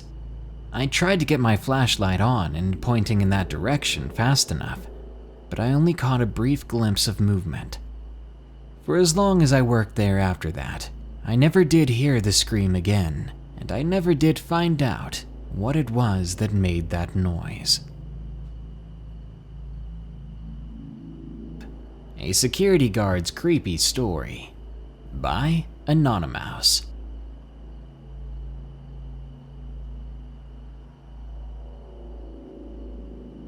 I work as an unarmed security guard in the state of Utah, where this experience took place about a month ago. I work graveyard shifts at a 14-building, 90-acre office near a state park and mountain range. At the very far west side of the property, there is a line of trees and forest separating a neighborhood and the office park's property. And to the north, there is a bike trail with forest on both the east and west sides. At night, the parking lots are very dark, with streetlights set up about 60 feet apart. That being said, it makes this forest area extremely dark during the night. One of these nights, I was out on my patrol, shining my flashlight into the thick wooded area. As I was scanning the tree line for any trespassers or teenagers having a little fun, my most common sight, my light happened upon a set of bluish-white eyes. This place is a very hot spot for deer to roam, and at first I assumed it was a deer. I quietly got a little bit closer, trying to get a better look at it just to be sure. And what I saw was no deer, rather something crouching down. It was covered in fur and it was trying to hide, despite me obviously seeing it. It was large, a little bit bigger than a bear, but much more defined and muscular. I stayed in my security car, just staring at this bulky creature of the night, wondering to myself, what in the world kind of animal is that? I'd never seen anything like it on the property. I was both scared and curious. After 2 minutes of us glaring at each other, with this thing thinking that it was still hiding, it let out a bone-chilling growl, then turned and bounded off into the forest. I floored it back to the property, where the streetlights made me feel safe again, and for the rest of the week I stayed away from the forests. Maybe it was just a bear, but maybe not. Either way, that creature appeared to be hunting, and it had its eyes set on me. If you're gonna be a security guard, take my advice and stay aware of your surroundings at all times.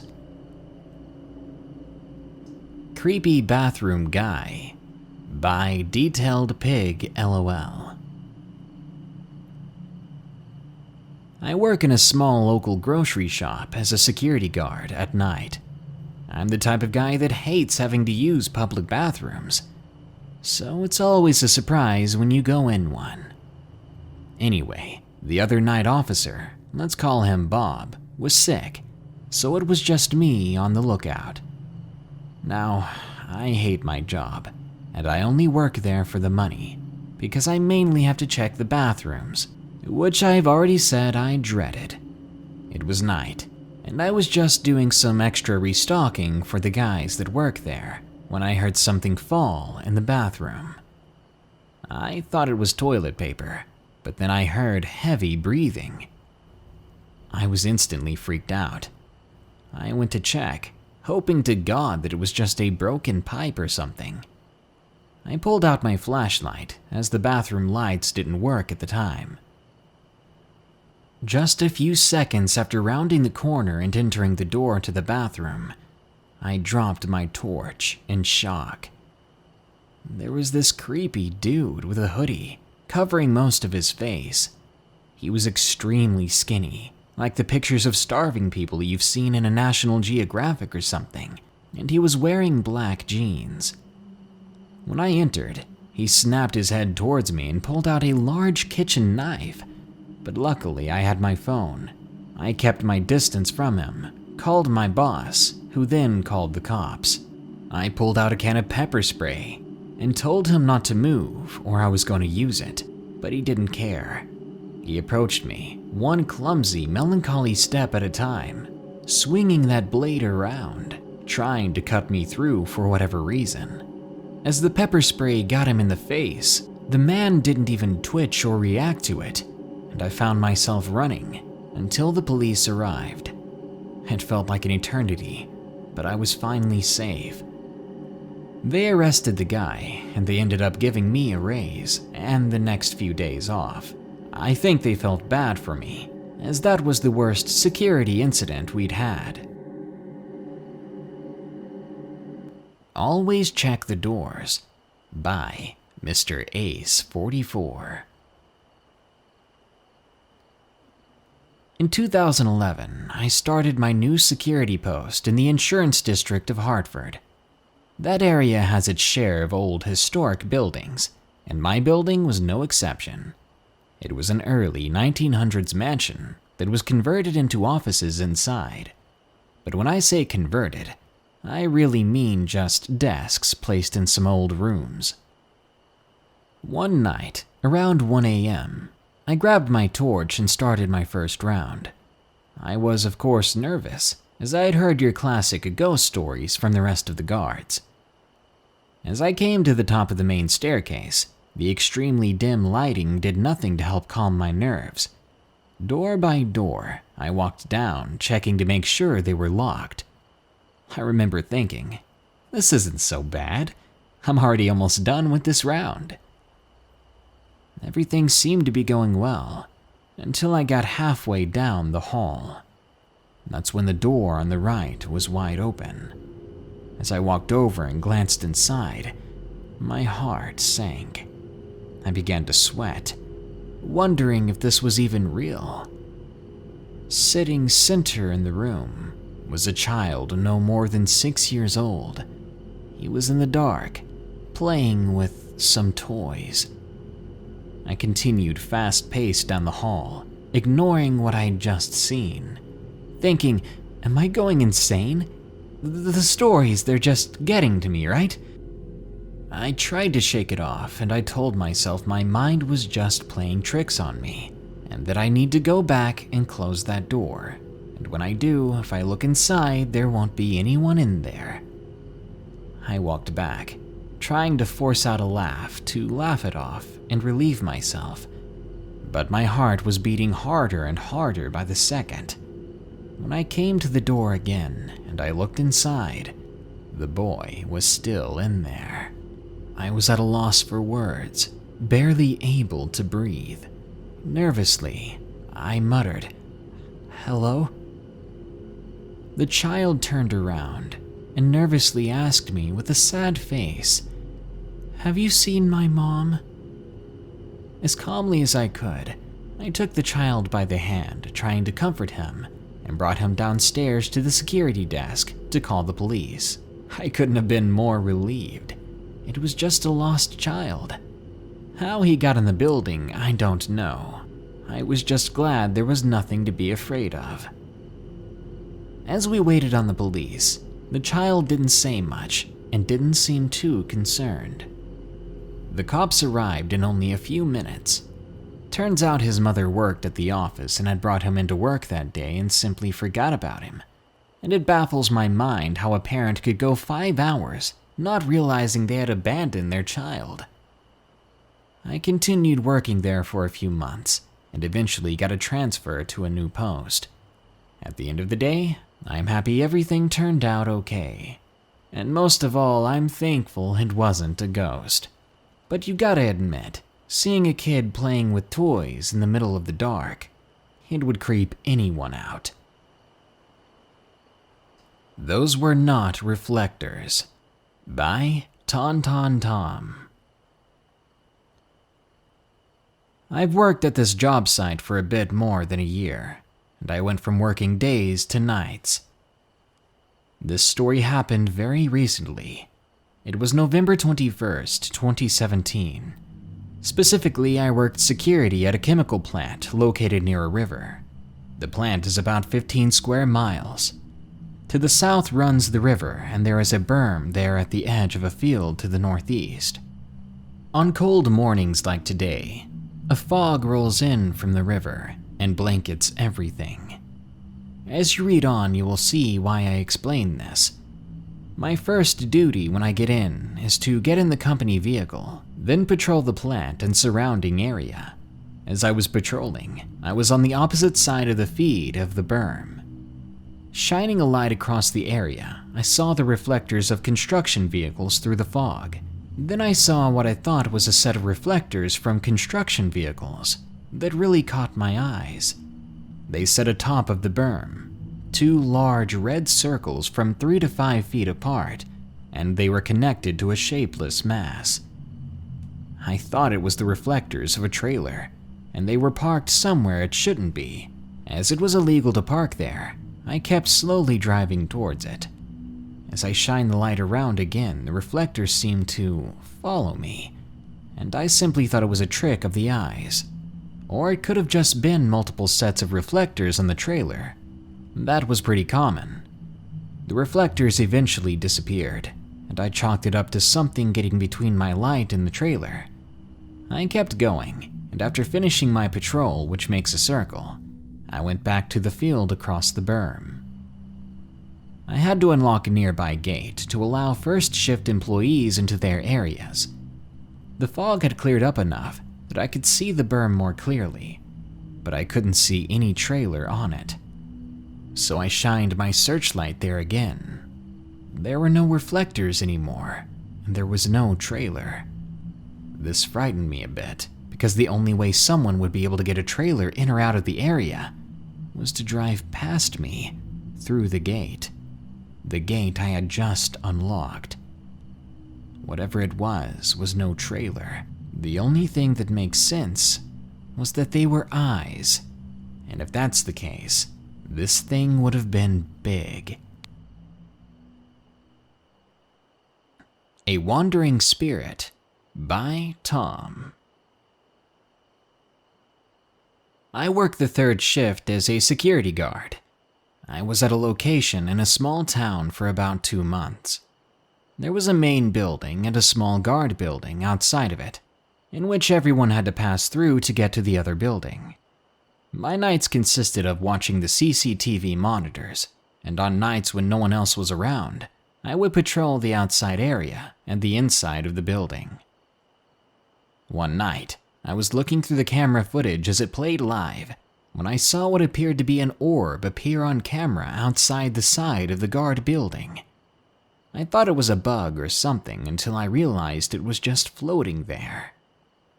I looked out to see if there was a puddle of water reflecting a light or something like that, but my area had been in a drought for a while, and there hadn't been rain in days. I wrote it off as a camera glitch until I saw a mist-like figure appear to be standing directly across the little road that ran past the shack. I looked out the window to the exact spot, but from my view, I saw nothing there. I grabbed my cell phone and started recording with my camera, a big no-no when working security, and filmed the figure on the screen for a bit. Suddenly, the orb disappeared, and the figure soon followed. This was not anything more than creepy, and I messaged the video to my fiancée and her sister. They thought it was nothing, just an effect of the nearby lights. They convinced me to write it off, until Saturday, October 8th of 2016. I was watching the monitors again late at night after finishing a patrol. As I watched the main buildings, the motion sensor doors opened, then without anything stepping out, they closed by themselves. I looked over at the camera feed. There was no wind blowing leaves, no animals, no reason the door's motion sensor would go off. Immediately, I was filled with a dreadful feeling like I was being watched. Then the clicking started. It sounded like someone was flipping the light switches on and off. Immediately, I was filled with a dreadful feeling, like I was being watched. And then the clicking started. It sounded like someone was flipping the light switches on and off. The lights, however, weren't turning on and off with the noise. Then I realized it was coming from the other side of the dropped ceiling. Then another started, and another. The noise multiplied until there was about 6 different clicking noises in the ceiling, all out of sync and moving around in there. I reached into my pocket and grasped my multi-tool.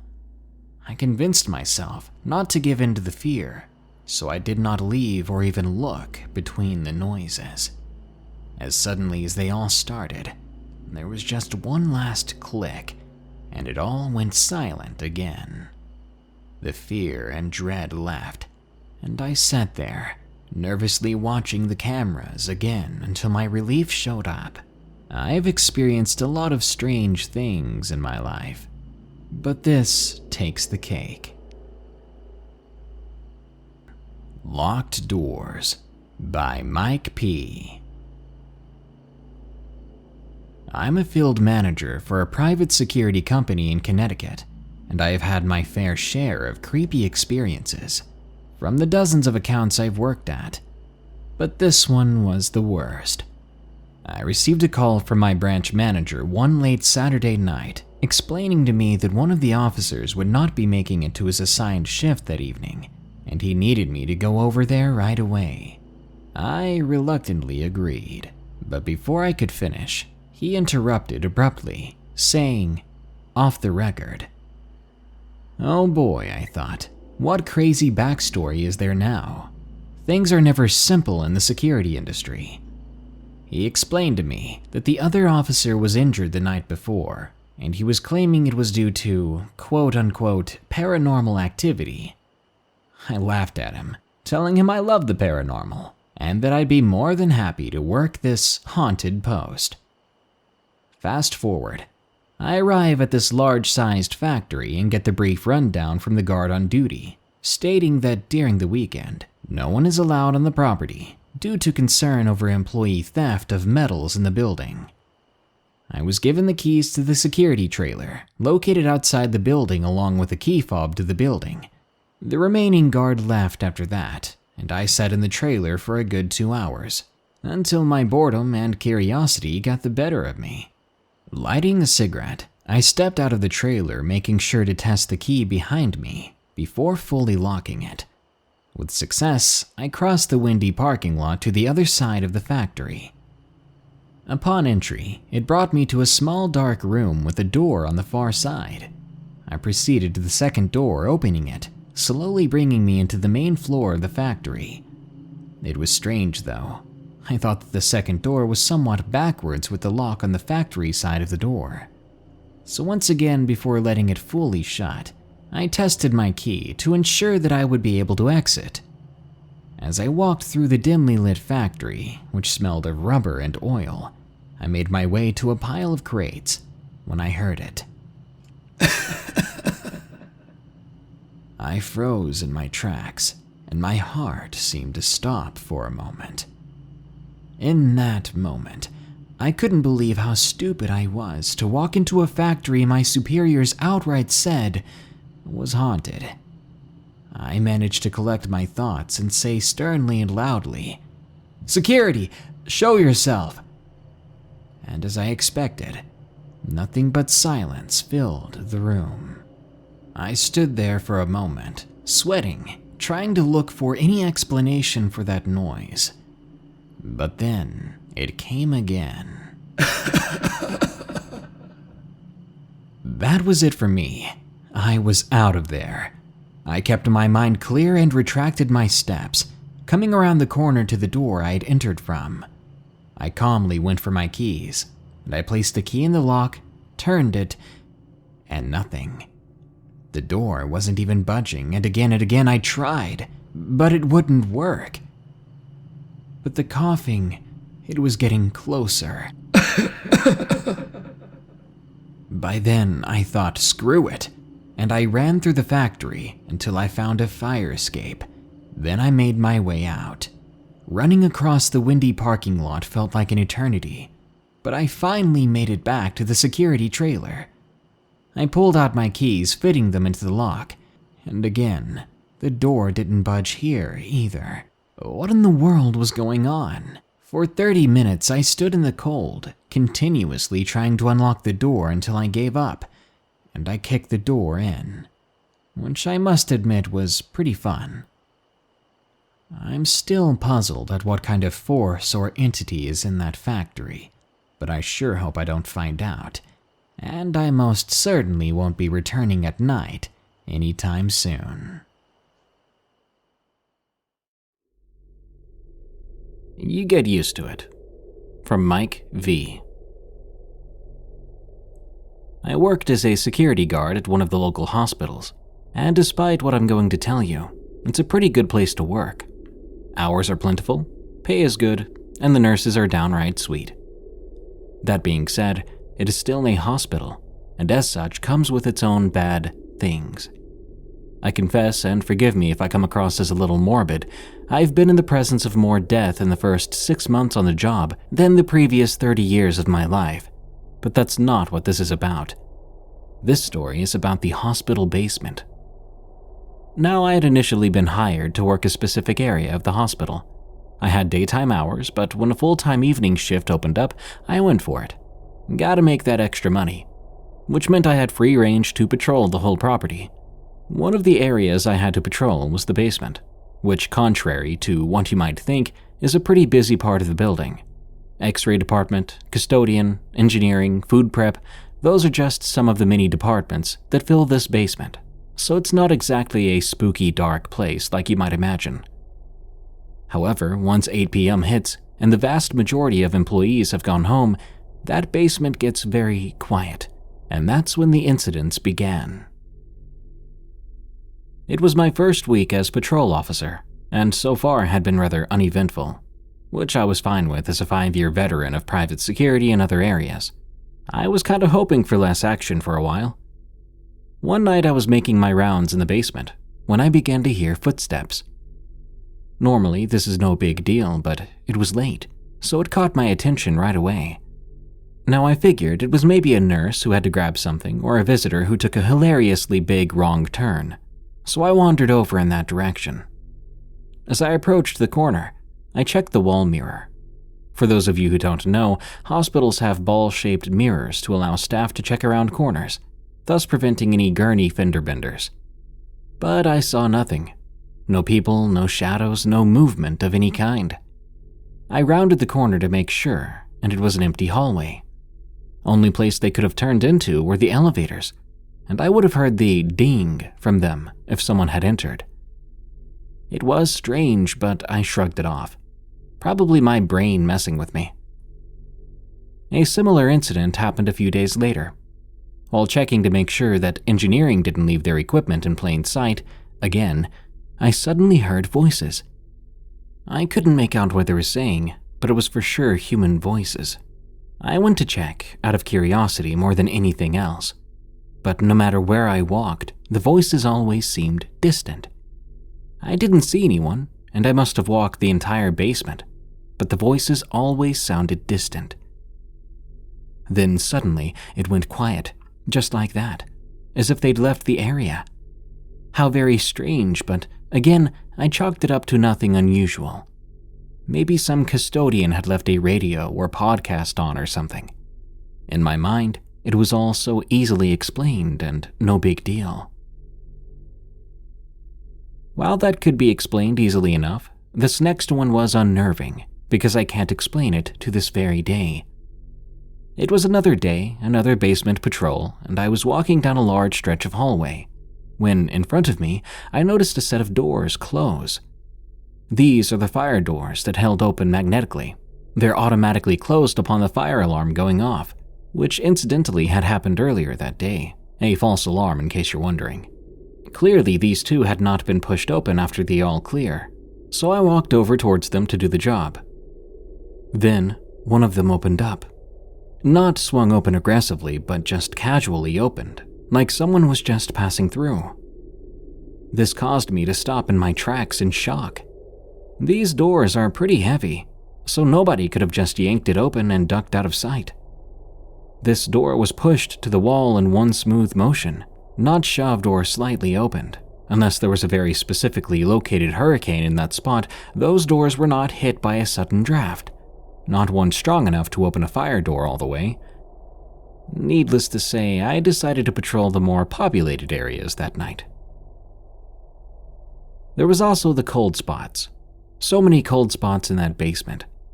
This wasn't wind or air conditioning, these were specific moments of cold that randomly disappeared shortly afterwards. These weren't normal, they were everywhere. Not just the same spots every time. Different spots. Spots where it should have been warm, such as by the food prep kitchen or near the CT scan room. It really made no sense. A few weeks of all these things and I was just doing my best to ignore it. The job paid well, and I didn't want to abandon ship just like that. But that nearly changed one evening. Another basement patrol. Woohoo, sadly I can't skip it or say I did when I didn't because the higher-ups, they would have known. So I was back again late at night in the creepy empty basement, telling myself that my car will be paid off a lot faster with this salary. I was approaching the corner from the first incident and checked the wall mirror on instinct. And I froze. A figure stood just around the corner. Not a person, but a human-shaped black mass. It was just standing there around the corner. I was horrified at that point. My mind already on high alert, now it was on red alert. I tried to reason with myself. It's just a smudge on the mirror. No, it couldn't be that. They clean those daily. I was horrified, shaken up. I was wishing I had a fellow guard with me. But what good would that really do, honestly? I was praying to God, Odin, Ra, freaking Santa Claus if I had to, that this thing didn't decide to move towards me. I stood there for what seemed like an eternity when that thing finally walks the opposite direction of me. Defying all sense of reason, I decided to poke my head around the corner to try to get a look at this thing. But by then, it was gone. Disappeared. I looked up at the mirror, and it was clear as well. Just me in this basement. I scrambled up the stairs at a sprint and spent the remainder of the shift around the nurse's station, expecting very little sleep that night when I got home. A couple of months later, and short of the aforementioned cold spots, things had calmed down. I was working an earlier shift one day, down in the basement with a coworker doing the rounds, when I heard the sound of voices. Now, admittedly, at that time of day, it could have been anyone, but I was still quite paranoid about this basement, so my mind instantly went to the worst possible scenario. I stopped then to turn to my coworker, asking in a freaked out sounding way if they could hear those voices. To my relief, they said yes. I calmed down a bit, then my coworker replied, "You get used to it." And I instantly stopped and stared at them. "What do you mean?" I asked. "Voices, weird noises and all that crap. Work here long enough and you get used to it, especially in this area. I assumed you saw or heard something, judging by how you looked like a deer in headlights just now." I told them about my experiences, and they said, "Yeah, most of us all have had similar incidents when patrolling this area. Don't worry about it. You'll learn to shrug it off." I feel I should add quickly that this coworker is older and has been with the company for about 15 years, which to me explained how they were so casual and nonchalant about it while I was losing my crap. "Why this area?" I asked. "Never anywhere else." "Do you really have to ask?" They laughed. Then it hit me, and I almost kicked myself for not figuring it out. The shadow figure, the footsteps, the voices, the door, even the majority of the cold spots, they all happened within a close proximity of the morgue. I'd been given a tour of the facility when I started, but seeing as I was assigned a specific post when I began, I kinda just forgot about the morgue and its location. "Why wasn't I told at the start?" I asked. "Because you wouldn't have believed us. Admit it," they responded. I admit they were right.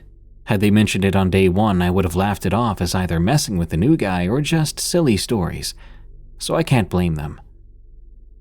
I worked at that hospital for a year before being transferred to a different site. Still a hospital, but this one doesn't have an ER, ICU, or a morgue, so I feel better. The coworkers are great, job still pays well, and I genuinely like being here.